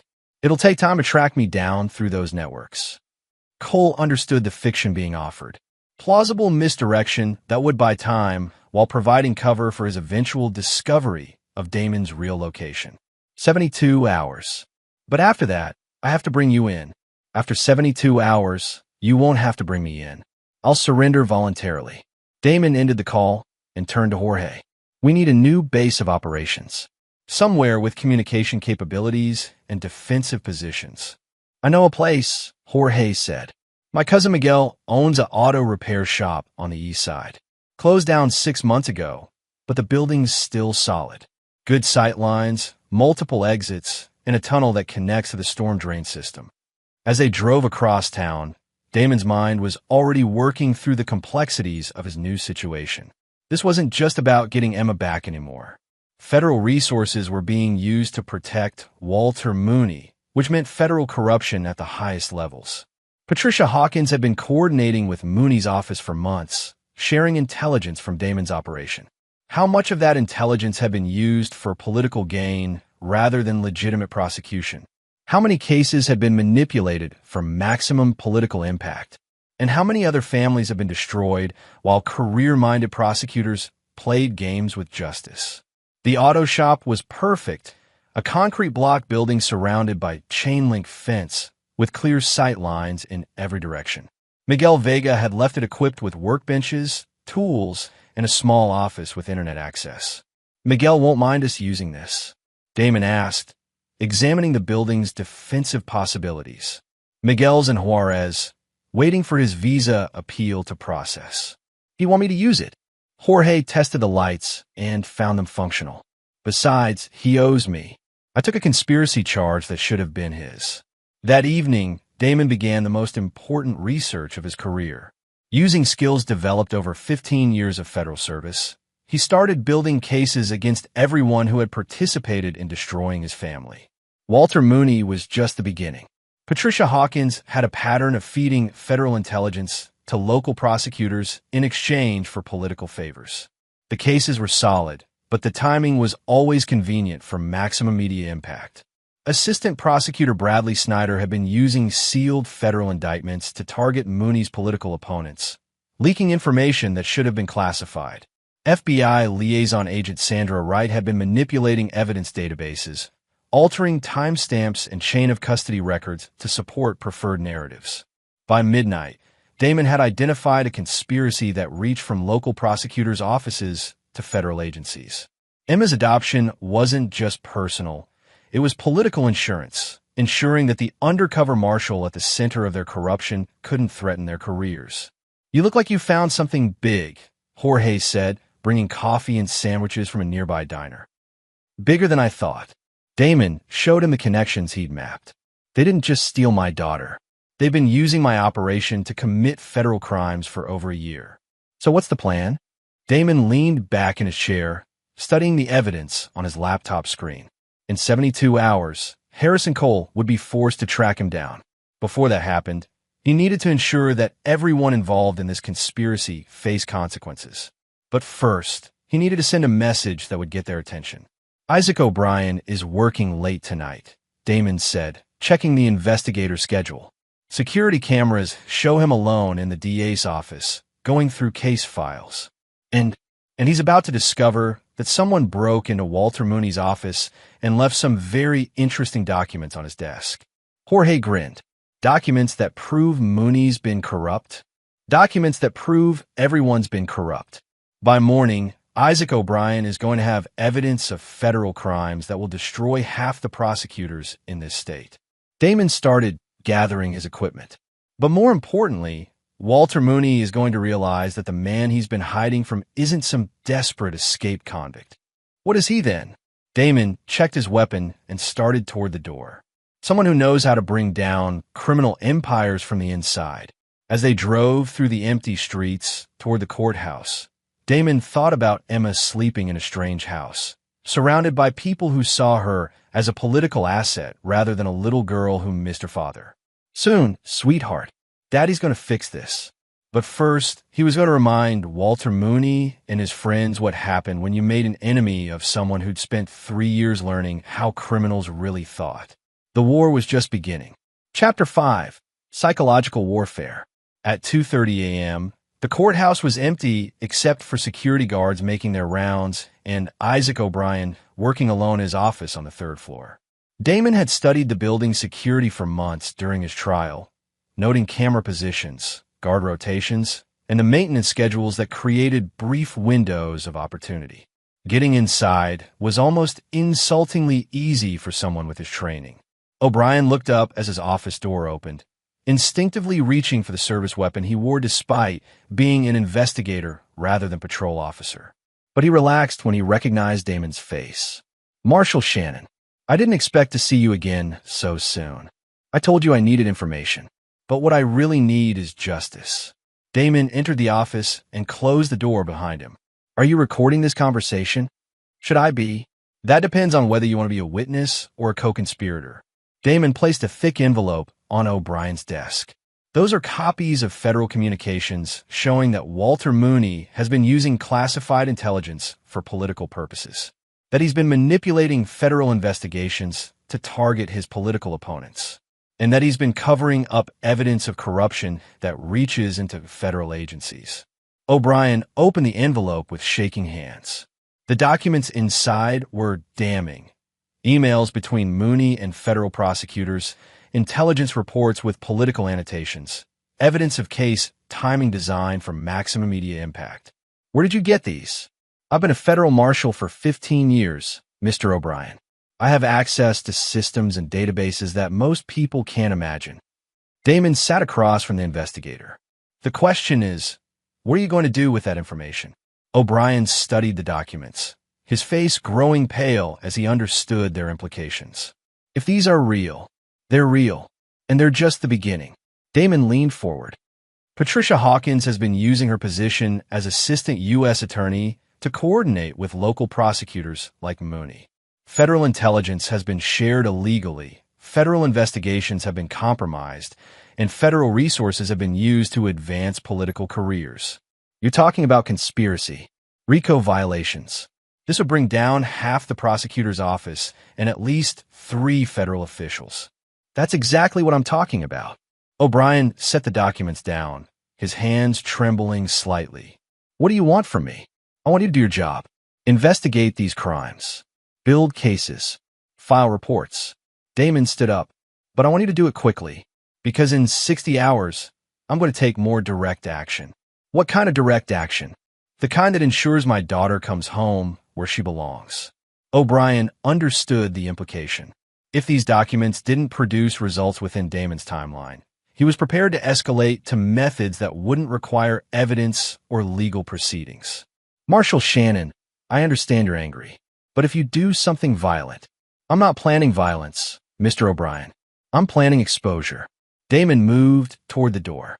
"Walter Mooney thinks he's protected by federal agencies and political connections. He's about to learn that the man he's hiding from wrote the federal manual on destroying criminal enterprises. And if the exposure doesn't work—" Damon paused at the door. "Then Walter Mooney will discover that taking someone's child creates enemies who don't recognize rules or boundaries." After leaving the courthouse, Damon drove to the residential neighborhood where Walter Mooney's house sat behind its security gates and federal protection. But he wasn't planning to approach the house. Not yet. Instead, he parked 2 blocks away and assembled a device that would have impressed his former colleagues in the Technical Services Division. Using components from the auto shop and some creative engineering, he constructed a signal interceptor that could monitor cell phone communications within a quarter-mile radius. "What's that supposed to do?" Jorge asked, watching Damon calibrate the device. "Everyone in that house has a cell phone. Mooney, Kendra, even the federal agents. People feel secure behind walls and encryption, but they forget that radio signals travel through air. Damon plugged in the final connection. By morning, I'll know every conversation they've had tonight. The intercepted communications were enlightening. Walter Mooney was indeed worried about Damon's escape, but not for the reasons anyone might expect. His conversations with federal officials weren't about protecting his family. They were about protecting his political future. "We can't let Shannon talk to reporters," Mooney said during a call to Patricia Hawkins. "If he goes public with what he knows about Crossfire, it'll destroy the whole narrative." "The narrative's protected," Hawkins replied. "Shannon's just an escaped convict making wild accusations. No one will believe him unless he has evidence." What kind of evidence could he have? He's been in prison for 3 years. Mooney's response revealed the depth of his paranoia. He was a federal marshal, Patricia. These people are trained to gather evidence, to build cases. If he's been preparing for this. The conversation continued for another 20 minutes, covering topics that would have interested federal prosecutors if they hadn't been compromised by the same corruption Damon was investigating. More interesting was a conversation between Kendra and her sister Louise, who had apparently been questioning the wisdom of the adoption. "I just think Emma's having trouble adjusting," Louise said. "She keeps asking when her real daddy is coming home." "Walter is her real father now," Kendra replied, but her voice lacked conviction. "She'll adjust. Children are resilient." "But Kendra, she's been having nightmares. And she won't eat. The school counselor says she's showing signs of trauma." "The trauma is from having a criminal for a father. Once she realizes that Walter can give her a better life." What if Damon wasn't really a criminal? The silence that followed was long and telling. Finally, Kendra spoke. "What do you mean? I mean, what if there's more to the story? What if he was undercover or something? Those shows on TV, they always have cops pretending to be criminals. That's ridiculous. I lived with him for 8 years. I knew who he was." But Damon could hear uncertainty in her voice, doubt that hadn't been there when they'd spoken on the phone at the prison. The most revealing conversation came near dawn, when one of the federal agents protecting the house called his supervisor. "Sir, Agent Morrison here. About the Shannon situation, we've got conflicting priorities. Are we protecting a witness family? Or are we protecting political assets? What's the difference?" "The difference is that if Shannon is really the undercover marshal from Operation Crossfire, then the people we're protecting might be the real criminals." Another long pause. "Agent Morrison, you're not paid to analyze political situations. You're paid to follow orders. Your orders are to maintain security on the Mooney residence until further notice." "Understood, sir. But if this goes sideways?" "It won't go sideways if you do your job." By sunrise, Damon had a complete picture of the situation. The federal agents were uncomfortable with their assignment, but following orders. Kendra was beginning to doubt the narrative she'd been fed about her ex-husband. Walter Mooney was primarily concerned with protecting his political career rather than his family safety. And Emma was suffering. "Time for phase 2, Damon said, packing up the surveillance equipment. "Which is?" "Psychological pressure. I'm going to make Walter Mooney so paranoid that he starts making mistakes." Damon started the car. "And I'm going to make sure that every news outlet in the state knows that a federal marshal has escaped from prison to rescue his illegally adopted daughter." Jorge grinned. "Now it gets interesting." The first call went to Channel 7 News, where investigative reporter Christy Branch had built a reputation for exposing corruption in local government. "Ms. Branch, my name is David Shannon. I'm a U.S. Marshal, and I have information about federal corruption involving District Attorney Walter Mooney." "Mr. Shannon, are you the escaped prisoner that's been all over the news?" "I'm a federal marshal who was conducting a deep cover operation for 3 years. While I was unable to contact my family due to operational security, my wife divorced me and married the prosecutor who was taking credit for my work. Now, they've adopted my daughter and are telling her that her father is a criminal." Branch's professional instincts kicked in. "Can you prove any of this?" "I can prove all of it. Federal case files, operation records, communications between Mooney and corrupt federal officials." Damon pulled into the parking lot of a diner. "The question is, are you interested in the biggest corruption story of your career?" By noon, Damon had contacted 6 news outlets, 3 federal whistleblower organizations, and 2 congressional offices that had been investigating prosecution misconduct. He didn't provide evidence to any of them yet, but he planted seeds of doubt, raised questions that reporters would start investigating. The psychological pressure was immediate. Mooney's office received dozens of calls from reporters asking about the Shannon allegations. Federal officials found themselves answering uncomfortable questions about Operation Crossfire and the use of undercover assets. Most importantly, the narrative began to shift. Instead of a dangerous escaped convict threatening a prosecutor's family, the story became a federal marshal fighting corruption and trying to reclaim his illegally adopted daughter. "It's working," Jorge observed, watching news reports on his phone. "They're starting to question the official story." "It's a beginning," Damon replied. "But Mooney's not going to give up easily. He's got too much invested in this." That evening, the pressure escalated when Isaac O'Brien called a press conference. "After reviewing new evidence that has come to my attention," O'Brien said, standing behind a podium at police headquarters, "I am announcing a formal investigation into potential misconduct by members of this office in relation to federal prosecutions." The questions from reporters were immediate and pointed. "Is this related to the escaped prisoner, David Shannon? What kind of misconduct are you investigating? Is District Attorney Mooney implicated?" O'Brien's responses were careful but devastating. Deputy U.S. Marshal David Shannon was conducting a federal undercover operation. Evidence suggests that intelligence from that operation may have been misused for political purposes. The investigation will determine the extent of any wrongdoing. Watching the press conference from their hideout, Damon felt satisfied. The first phase of his plan was working perfectly. Mooney was no longer controlling the narrative. But as they monitored communications that night, it became clear that their enemies were adapting. Shannon's turned this into a media circus, Mooney said during a call to Patricia Hawkins. "We need to discredit him before this gets worse. How do you want to handle it? Release his psychiatric evaluations from prison. Show that he's unstable, dangerous. Make this about a deranged father threatening innocent people. Those evaluations are sealed. Unseal them. You have the authority. Walter, if we do that, it'll look like retaliation. It'll give his story more credibility. Then we handle this a different way." Mooney's voice turned cold. "Shannon wants his daughter back? Let him try to take her. But make sure the situation ends with him in a body bag." Damon looked at Jorge. The game had just changed from political maneuvering to deadly force. "Time for phase 3, he said grimly. "Which is direct action. They want to play by criminal rules." Damon checked his weapon. "Then I'll show them how criminals really operate." Chapter 6. The Hunter Becomes the Hunted.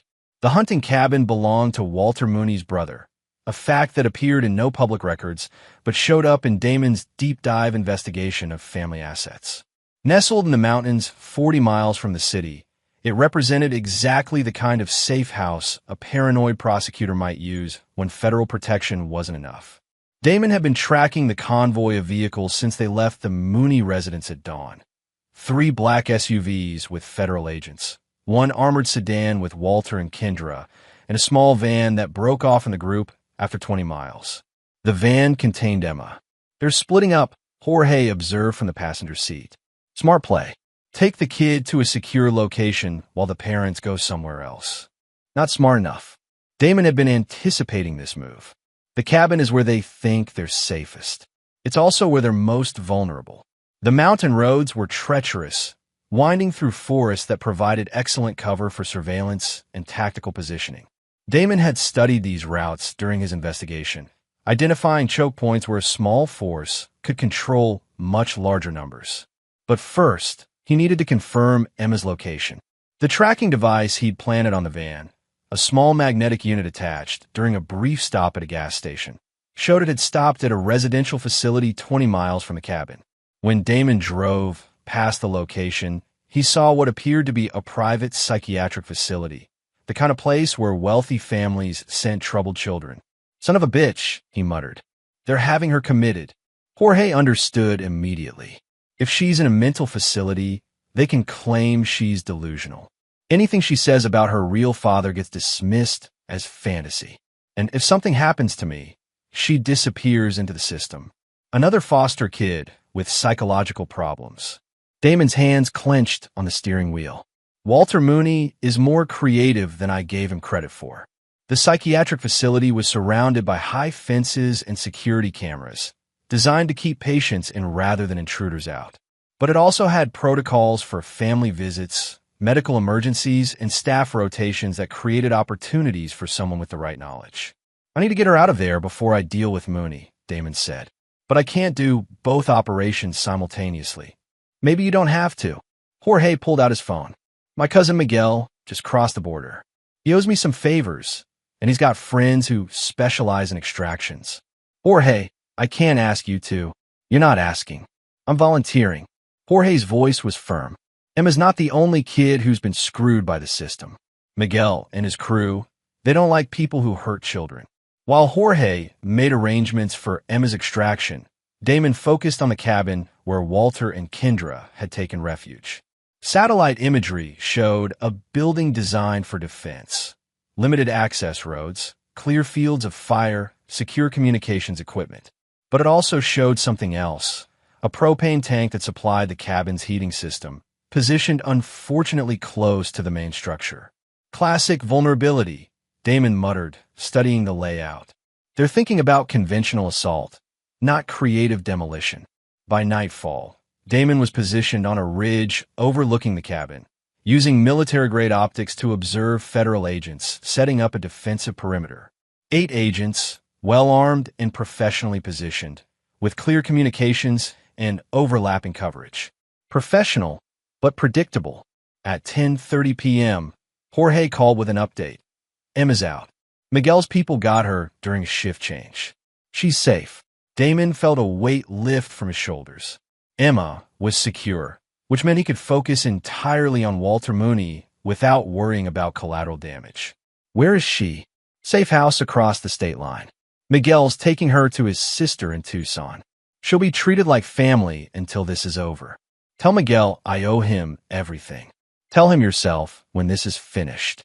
At midnight, Damon began his approach to the cabin. Not a direct assault. That would be suicide against 8 federal agents. Instead, he used techniques learned in 3 years of undercover work. Patience, misdirection, and psychological pressure. The first phase involved the communications array that connected the cabin to federal command. A few strategically placed charges, detonated remotely, would isolate the defenders and create uncertainty about the nature of the threat. The second phase targeted the propane system. Not an explosion. That would be too obvious and potentially lethal.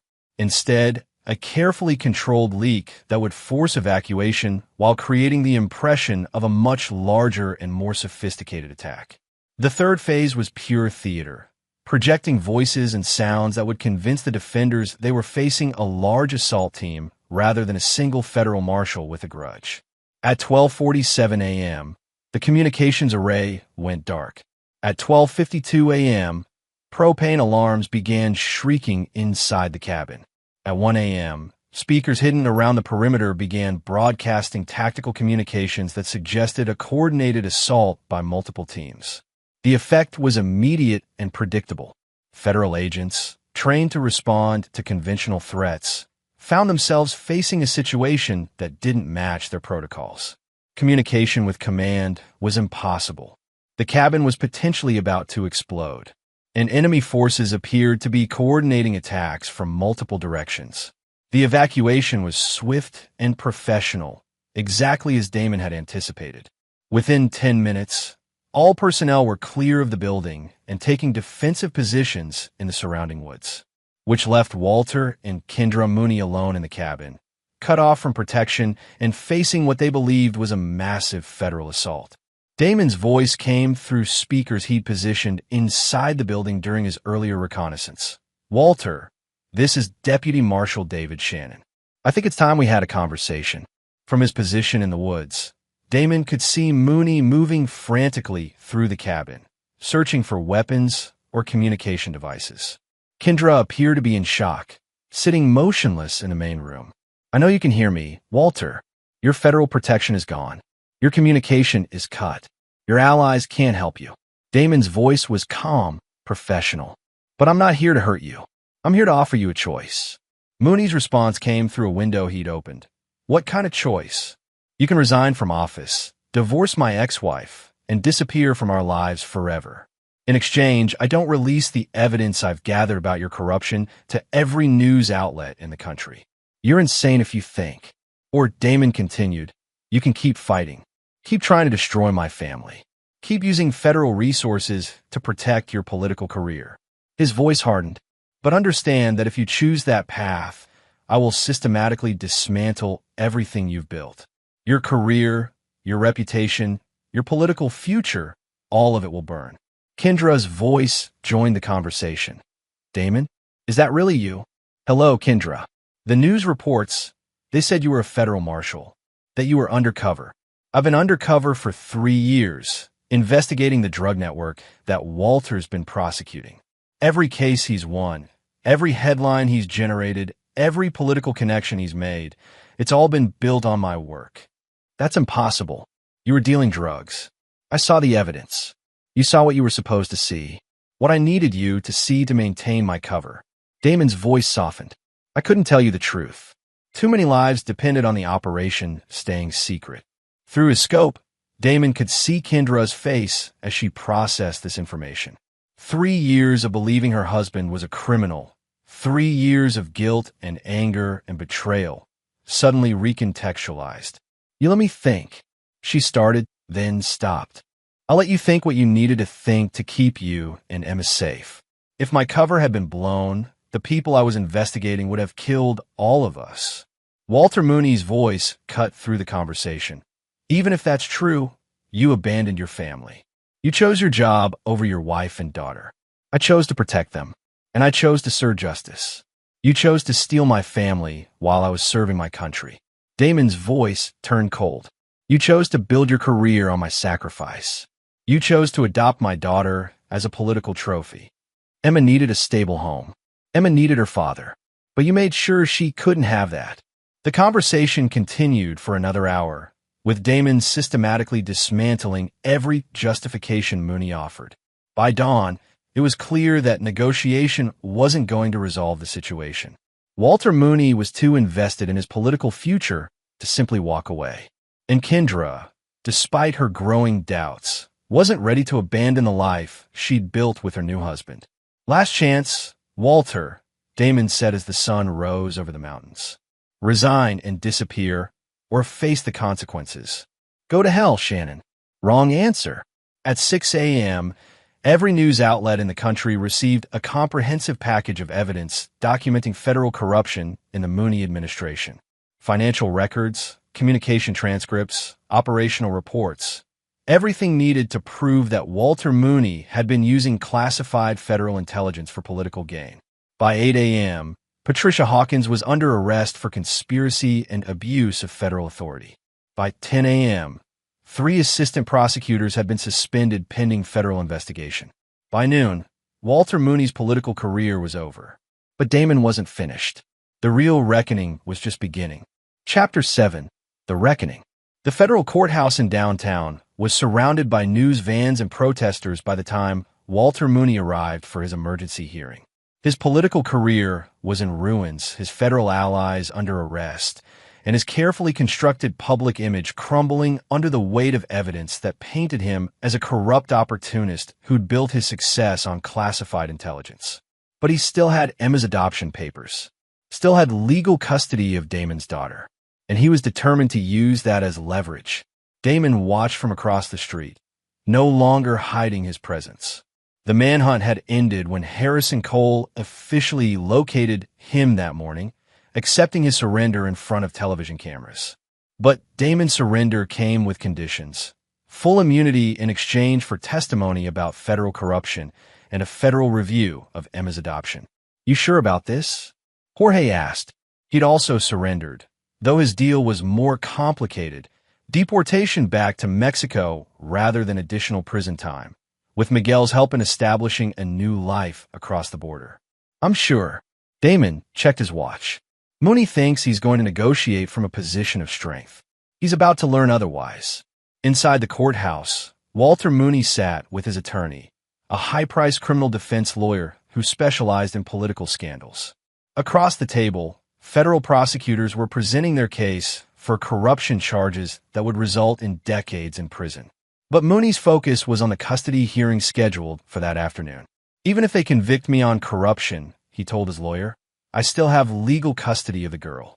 Shannon can't touch that without going through family court. His attorney, Bradley Snyder, wasn't optimistic. Walter, your legal position is compromised. If Shannon can prove the adoption was fraudulent. How can he prove that? I followed all legal procedures. Kendra was the custodial parent. She had the right to consent to adoption. But she was deceived about Shannon's true identity. If he was really a federal marshal on an undercover assignment. That's his story. Where's his proof? The proof arrived 20 minutes later in the form of Deputy Director Walsh from the U.S. Marshal Service, carrying classified files that documented every aspect of Operation Crossfire. Mr. Mooney, Walsh said, settling into a chair across from the defendant, I think we need to discuss your unauthorized use of classified federal intelligence. The files Walsh opened contained 3 years of operational reports, all signed by Deputy Marshal David Shannon and classified at the highest levels.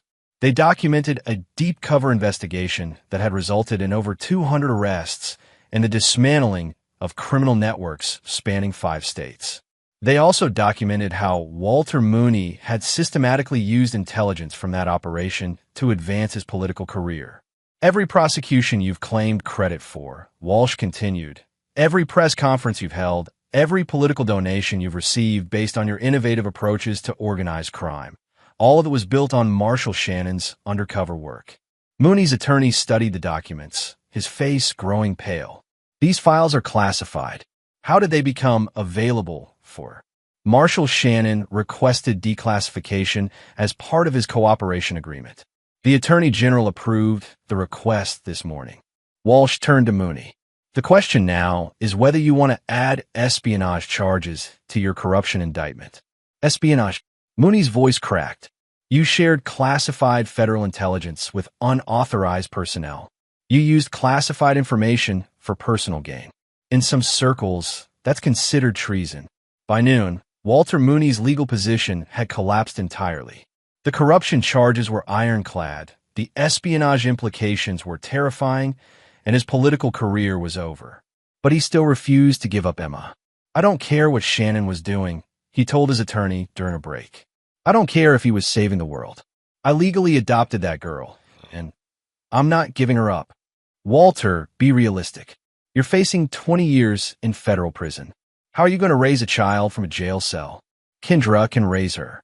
I'll maintain parental rights. But Kendra Mooney was having her own crisis of conscience.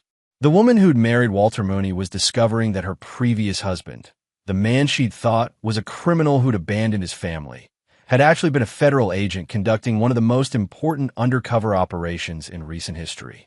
Everything she believed about her marriage, her divorce, and her new life was built on lies. Not lies that Damon had told her, but lies she'd told herself rather than trust the man she'd promised to love. I need to see him, she told her attorney during the lunch break. Mrs. Mooney, I strongly advise against. I need to talk to Damon. I need to understand what really happened. The meeting was arranged for 2 p.m. in a conference room at the federal building. Kendra sat across from the man she'd been married to for 8 years, seeing him clearly for the first time in 3 years.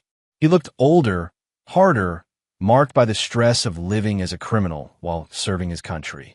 But his eyes were the same, the eyes of the man who'd held her hand during Emma's birth, who'd taught their daughter to ride a bicycle, who'd read bedtime stories and built pillow forts.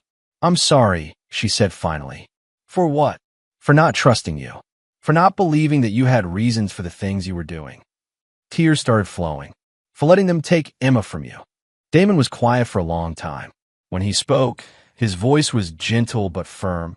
You protected our daughter the best way you knew how. When you thought I was a criminal, you got her away from that environment. I can't fault you for that, but I should have known. I should have trusted. Kendra, my job required you not to know. If you'd known the truth, it would have put you and Emma in danger. Damon leaned forward. The question now is, what do we do going forward? I want Emma back with you. I want to fix this. And Walter, Kendra's face hardened. Walter lied to me. He used my pain and confusion to manipulate me into a marriage that was built on his political ambitions. He adopted Emma not because he loved her, but because it made him look like a family man. You're sure about that? I've been watching him with her for months. He doesn't see a daughter. He sees a political prop, photo opportunities, and campaign materials. Kendra wiped her eyes. Emma asks about you every day.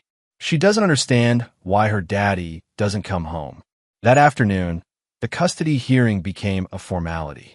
With Kendra's testimony supporting Damon's claims, with federal evidence documenting his true identity and mission, and with Walter Mooney facing federal corruption charges, the judge had little choice but to void the adoption and restore Emma to her biological father. But Damon's victory was tempered by the knowledge that Walter Mooney was still fighting. "This isn't over," Mooney told his attorney as they left the courthouse. "Shannon thinks he's won, but he doesn't understand how deep this goes. I have friends in federal agencies, connections in Congress. They won't let a rogue marshal destroy everything we've built." His attorney looked at him with something approaching pity. "Walter, it's over. Take the plea deal, serve your time, and try to rebuild your life afterward." "No, Shannon wants a war. He's got one." That evening, as Damon prepared to reunite with Emma, Jorge brought troubling news. Miguel intercepted some communications. "Mooney's people are planning something." Jorge showed Damon encrypted messages on his phone. "They're talking about permanent solutions and eliminating the threat." Damon studied the messages, recognizing the coded language of people planning violence. "How serious are they?" "Serious enough that Miguel thinks we should disappear. Take Emma and run, start over somewhere else." Damon considered the option. He could take Emma and vanish, use his martial training to create new identities and build a quiet life somewhere Walter Mooney could never find them. But that would mean letting the corruption go unpunished. It would mean allowing federal resources to be misused while criminals in positions of authority escape justice. "No," he said finally. "We don't run. We finish this." "Ow!" Damon smiled grimly. "Walter Mooney wants to play by criminal rules? Then I'll show him how real criminals handle people who threaten their families." The final phase of his war was about to begin. Chapter 8. No Forgiveness. Emma Shannon was smaller than Damon remembered, more fragile, her blonde hair darker and her eyes holding shadows that hadn't been there 3 years ago. When he walked into Miguel's safe house in Tucson, she looked up from the coloring book she'd been working on and stared at him for a long moment, as if trying to decide whether he was real. "Daddy." Her voice was barely a whisper. "Hey, baby girl." Damon knelt down to her level, fighting back tears. "I'm sorry it took so long to come home." Emma launched herself into his arms with the kind of desperate energy that children reserve for moments when their world finally makes sense again. For 10 minutes, they just held each other while Miguel's family politely found excuses to be elsewhere. "Are you really my daddy?" Emma asked finally. "The lady at the hospital said I was confused, that Walter was my daddy now." "I'm really your daddy, and no one is ever going to take you away from me again. Why didn't you come home before?" "Mommy said you were in jail because you were bad." Damon chose his words carefully. "I was helping catch bad people, sweetheart. Sometimes to catch bad people, good people have to pretend to be bad too. It's like playing dress up, but for grown-ups with very important jobs." Emma considered this with the seriousness that 8-year-olds bring to adult explanations. "Were you pretending to be bad so you could catch the real bad people?" "That's exactly right. And now the real bad people are caught. Most of them." Damon smoothed her hair. "But Daddy has to make sure the rest of them can't hurt our family anymore." That evening, while Emma slept in the back room, Damon met with Miguel and Jorge to plan the endgame. The intelligence Jorge had gathered painted a clear picture. Walter Mooney, facing federal prison and the complete destruction of his political career, had decided that eliminating Damon was his only path to survival. "He's hired contractors," Miguel explained, showing photos on his laptop. 3 men with military backgrounds, probably mercenaries. "They've been asking questions about you in the city, offering money for information." Damon studied the photos, recognizing the type. Former Special Forces soldiers who'd turned their skills toward less legal pursuits. Dangerous, but predictable in their methods. They're professionals, Jorge observed. This isn't going to be easy. Professional mercenaries are easier to deal with than desperate amateurs, Damon replied. They're motivated by money, not passion. They'll follow predictable tactics and have standard equipment. What's the plan? Damon was quiet for a moment, thinking about Emma sleeping in the next room, about the woman who'd raised her while believing her father was a criminal, about the man who'd manipulated that woman's pain for his own political gain. We eliminate the threat, he said finally. Permanently. Jorge and Miguel exchanged glances. They'd both known this moment would come, the point where legal solutions gave way to practical ones. All of them? Miguel asked. All of them. Mooney, the mercenaries, anyone else who thinks they can threaten my family. Damon's voice was calm, matter of fact. I spent 3 years learning how criminal organizations really work. The only language they understand is overwhelming force. The trap was set for the following evening, using intelligence about the mercenaries' planned approach to Miguel's safe house. Damon had chosen the battlefield carefully, an abandoned warehouse district where collateral damage would be minimal and escape routes were numerous. But first, he had one more conversation to finish. Kendra arrived at the safe house the next morning, driving alone as Damon had requested. She looked older, worn down by months of guilt and confusion. When she saw Emma playing with Miguel's children, speaking a mixture of English and Spanish, she started crying. She looks happy, Kendra said. She's resilient. Children usually are. Damon poured coffee and sat across from his ex-wife. But she's been damaged by what happened. It'll take time to heal. I want to help. I want to be part of her life again. Damon studied the woman he'd once loved, seeing traces of the person she'd been before fear and manipulation had changed her. That depends on what you're willing to do to earn that privilege. Anything. Walter Mooney is planning to have me killed. Tonight, probably. 3 mercenaries are going to try to eliminate the threat to his political future. Damon's voice was steady. I'm going to stop them. But afterward, there will be consequences. Kendra understood the implication. You're going to kill them. I'm going to protect my family from people who want to destroy it. And Walter Mooney chose to escalate the situation beyond legal remedies. He'll face the consequences of that choice. Kendra was quiet for a long time, staring into her coffee cup. Finally, what do you need from me? I need you to testify about everything you know. The adoption process, the political motivations, the pressure you received to cooperate. Damon leaned forward. And I need you to understand that after tonight, Walter Mooney will no longer be a factor in our lives. You mean he'll be dead? I mean he'll no longer be a threat to Emma's safety or happiness. That afternoon, Damon spent time with Emma, taking her to a park where she could play while he watched for surveillance. She chattered about school, about the friends she'd made in Tucson, about the books she'd been reading. Normal 8-year-old conversations that reminded him what he was fighting for. Daddy, are we going to live here now? She asked as they walked back to Miguel's house. Would you like that? I like Miguel's family. And I like speaking Spanish. But I miss our old house. We can't go back to our old house, sweetheart. But we can find a new house, just for us. With a big yard for a dog? Definitely with a big yard for a dog. Emma smiled, the first completely unguarded smile he'd seen from her since their reunion. Can we get a German Shepherd? Like the police dogs on TV. We can get whatever kind of dog you want. That evening, as the sun set over the desert, Damon prepared for the final confrontation.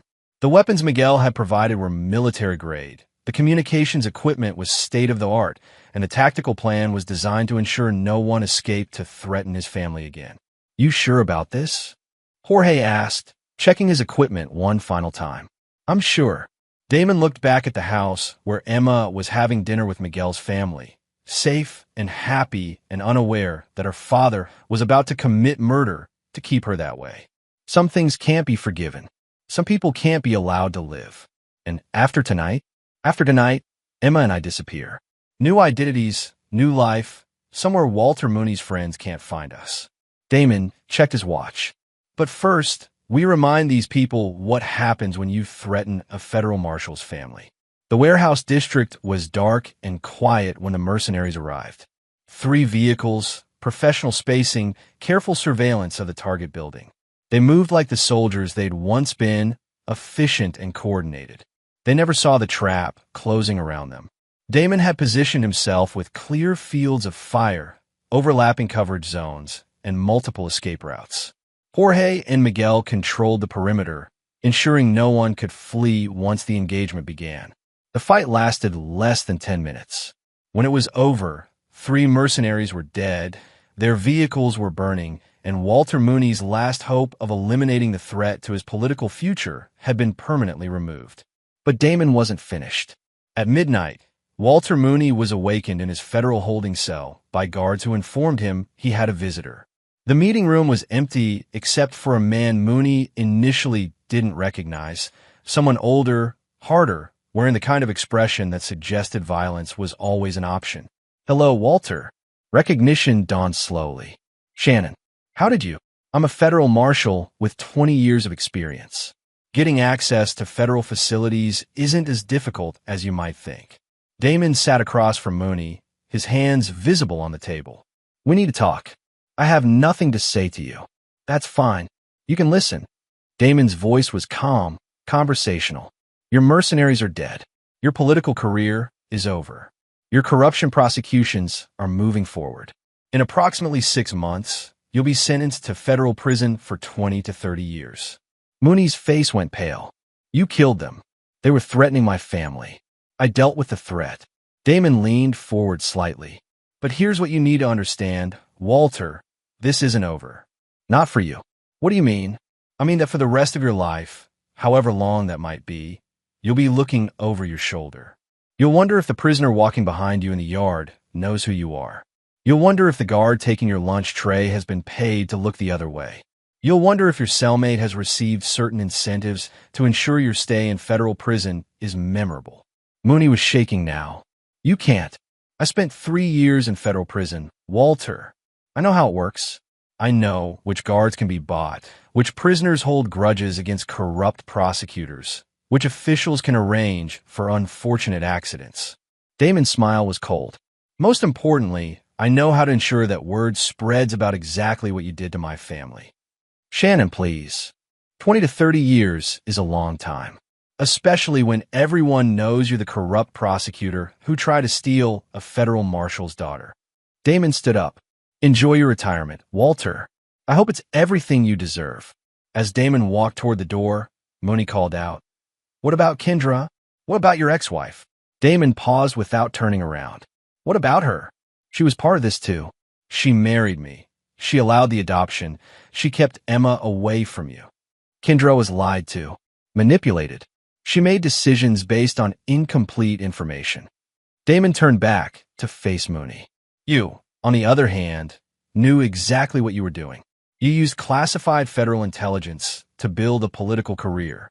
You manipulated a grieving woman to advance your own interests. You adopted my daughter as a political prop. She could have trusted you. She could have waited.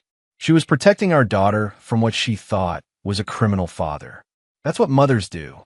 Damon's voice hardened. "But you destroyed my family for political gain. That's unforgivable." The last Walter Mooney saw of Deputy Marshal David Shannon was his back as he walked through the meeting room door, leaving behind a man who would spend the next 30 years wondering when retribution would finally arrive. Emma was asleep when Damon returned to the safe house, curled up in the bed Miguel's wife had prepared for her. She looked peaceful, safe, innocent of the violence that had secured her future. "Is it over?" Jorge asked quietly. "It's over." Damon sat in a chair beside Emma's bed, watching her sleep. "Tomorrow we start over. New names, new life, somewhere Emma can grow up without looking over her shoulder." "And Kendra?" Damon was quiet for a long time. "Kendra made her choices. She believed Walter Mooney instead of trusting her husband. She allowed Emma to be adopted by a man who saw her as political currency." He looked to Jorge. "Some mistakes can't be undone. Some betrayals can't be forgiven, even by someone you love, especially by someone you loved." As dawn broke over the desert, David Shannon began planning a future where Emma would never again have to wonder why her father didn't come home, where she would never again be used as a political tool or threatened by men who saw children as acceptable casualties in their pursuit of power. He'd been a federal marshal for 20 years, dedicated to justice and the rule of law. But some things were more important than law. Some things required a father's justice rather than a system's justice. Walter Mooney would spend the rest of his life in federal prison, wondering when the other prisoners would learn about his crimes against a marshal's family. Kendra would spend the rest of her life knowing that her lack of trust had cost her everything that mattered. And David Shannon would spend the rest of his life ensuring that his daughter never again had to pay the price for other people's ambitions. Some betrayals couldn't be forgiven. Some people didn't deserve redemption. But some fathers would burn down the world to protect their children. And that was enough. Chapter 9, New Beginnings.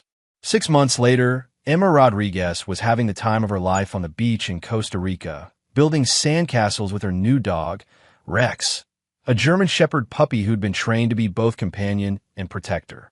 She spoke fluent Spanish now, attended a small international school, and had no idea that her father remained one of the most wanted men in North America. David Rodriguez, as he was now known, worked as a security consultant for American companies operating in Central America. It was legitimate work that utilized his law enforcement background while keeping him far from the political machinations that had destroyed his previous life. "Poppy, look," Emma called out in Spanish, gesturing to an elaborate sand fortress. "It has a moat and everything." "Very impressive, Mija," David replied, setting down the newspaper he'd been reading. The headline announced that former District Attorney Walter Mooney had been found dead in his federal prison cell, apparently the victim of a dispute with other inmates over drug territory. Justice, David thought, came in many forms. The official investigation would conclude that Mooney's death was the result of his arrogance in trying to control prison drug operations, behavior that violated the unwritten codes that governed federal penitentiaries. No one would investigate too deeply. Corrupt prosecutors weren't sympathetic victims, and prison justice was often more efficient than legal appeals. David's phone buzzed with an encrypted message from Harrison Cole. "Package delivered. All debts paid. Stay safe." Harrison had kept his word, ensuring that evidence of Mooney's corruption reached the right people in federal prison. The rest had been inevitable. Criminals didn't tolerate prosecutors who'd built careers on their sacrifices, especially when those prosecutors had used classified intelligence for personal gain. "Poppy, are we going to stay here forever?"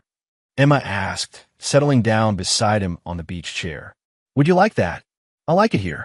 I like Senora Martinez at school, and I like that we have our own house, and I like that you're always home for dinner." Emma was quiet for a moment. "But sometimes I wonder about Mama." David had been dreading this conversation for months. Emma was smart, observant, and old enough to understand that they'd left their previous life under unusual circumstances. "What do you wonder about her? Whether she misses me? Whether she's sorry about what happened?" David pulled Emma closer, choosing his words carefully. "Your mama loved you very much. But sometimes adults make mistakes that hurt the people they love. Sometimes those mistakes are so big that they can't be fixed. Is that why we can't go back? That's part of it." David looked out at the ocean, thinking about the choices that had led them to this beach. "Sometimes, when people hurt us badly enough, we have to start over somewhere new. Somewhere safe." Emma nodded, accepting this explanation with the resilience that had carried her through 3 years of confusion and upheaval. "I'm glad we're here together." "Me too, baby girl." That evening, after Emma had gone to bed, David received another encrypted communication, this one from Jorge, who was living in Mexico City with his daughter, Isabella. The message was brief. "Kendra visited the grave today. Still asking questions." David wasn't surprised. Kendra had been trying to locate them for months, working with private investigators and federal agencies that weren't aware of his true identity. She'd apparently convinced herself that if she could just explain, if she could just apologize, everything could be repaired. She was wrong. Some bridges, once burned, couldn't be rebuilt. Some trust, once shattered, couldn't be restored. David had loved Kendra deeply, completely, and she'd chosen to believe the worst about him rather than trust in their marriage. When she needed to choose between her husband and a prosecutor's political promises, she'd chosen politics. When she needed to choose between protecting Emma from uncertainty and protecting her from separation, she'd chosen separation. When she needed to choose between trusting her husband's character and trusting a system that saw children as bargaining chips, she'd chosen the system. Every choice had been understandable. Every choice had been defensible. And every choice had been unforgivable. David deleted Jorge's message and walked out to the beach, where waves were breaking under a star-filled sky. Somewhere in the United States, federal investigators were still looking for Deputy Marshal David Shannon, wanted for questioning in connection with the deaths of 3 mercenaries and the mysterious circumstances surrounding Walter Mooney's prison demise. Somewhere in the United States, Kendra Mooney was trying to rebuild a life shattered by the discovery that she'd married a corrupt prosecutor and divorced a federal hero. Somewhere in the United States, politicians and prosecutors were learning that classified intelligence came with responsibilities that extended beyond career advancement. But here, on this beach in Costa Rica, David Rodriguez was just a father watching the ocean while his daughter slept safely in their home. It was enough. The next morning brought news from another source. Patricia Hawkins had been sentenced to 15 years in federal prison for conspiracy, abuse of federal authority, and misuse of classified intelligence. 3 assistant prosecutors had received shorter sentences. The entire federal task force that had coordinated with Mooney's office had been disbanded and transferred. Operation Crossfire, the undercover investigation that had consumed 3 years of David's life, had officially been closed with commendations for the intelligence gathered and prosecution secured. Deputy Marshal David Shannon was listed as killed in the line of duty while maintaining cover during a criminal operation.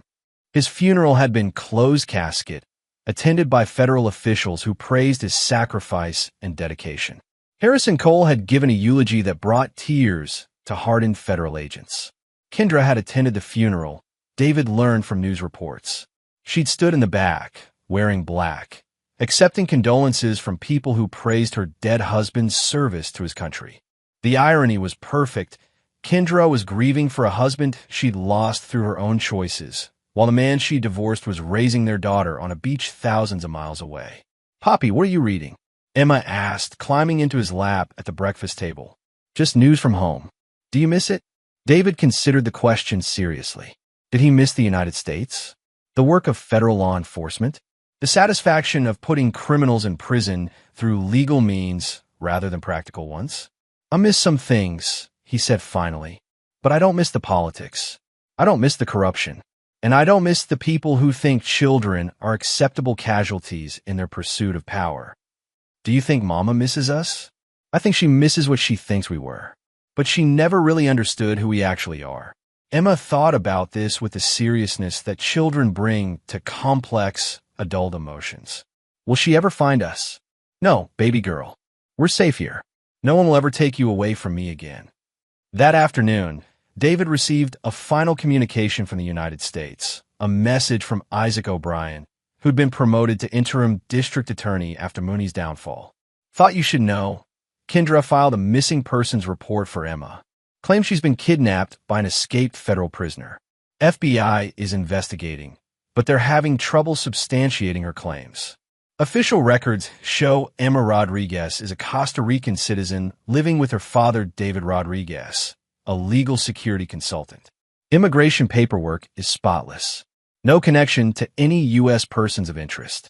Also thought you should know. Maddie's case has been reopened. New evidence suggests Ramon Vega's drug operation was protected by prosecutorial misconduct. Justice Department is reviewing all related cases for potential prosecutorial abuse. Thanks for the documentation you provided. Justice comes in many forms. Stay safe. You've earned it." David deleted the message and walked down to the beach, where Emma was teaching Rex to fetch coconuts in the surf. She was laughing, completely present in the moment, untroubled by the political machinations that had once threatened to destroy her childhood. That evening, as they sat on their porch watching the sunset, Emma asked the question David had been expecting for months. "Poppy, what happened to Walter?" David had prepared for this conversation, knowing that Emma's intelligence and curiosity would eventually lead to these difficult topics. Walter was a bad man who hurt a lot of people. Eventually, the other bad people he'd hurt decided they didn't want him around anymore. "Did he go to jail?" "He went to jail, and then he went away permanently." Emma nodded, accepting this explanation without requiring details about the specific mechanism of Mooney's departure from the world. Good, she said simply. He was mean to you, and he was mean to me. How was he mean to you? He never talked to me like I was real, only when there were cameras or other people watching. And he got angry when I asked about you. Emma threw a stick for Rex, who bounded after it enthusiastically. He told me my real daddy was never coming home. But I did come home. You always come home, Poppy. That's what real daddies do. That night, after Emma had gone to bed, David sat on his porch with a beer and thought about the path that had led them to this place. 3 years of undercover work. A marriage destroyed by necessary secrets. A daughter stolen by political ambition. A war fought with federal resources and criminal methods. All of it leading to this.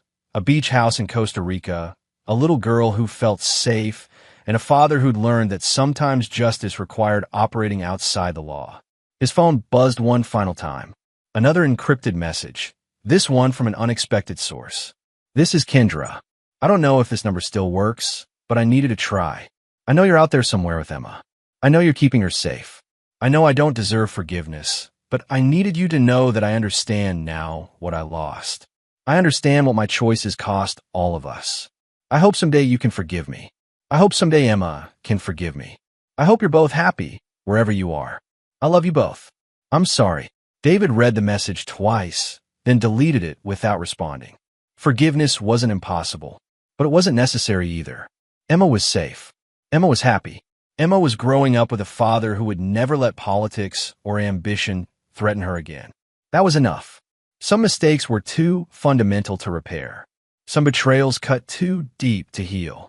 Some people didn't deserve second chances, not because they were evil, but because the cost of trusting them again was too high.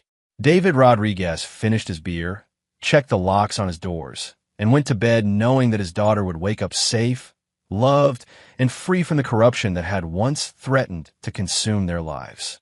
In the morning, they would build more sandcastles. Emma would practice her Spanish with Senora Martinez. Rex would chase seabirds along the surf. And somewhere in the United States, the people who tried to use an 8-year-old girl as a political token would continue facing the consequences of their choices. Some fathers forgave. Some fathers forgot. Some fathers believed in redemption and second chances.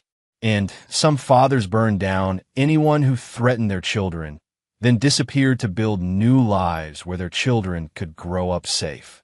David Rodriguez was the latter kind of father.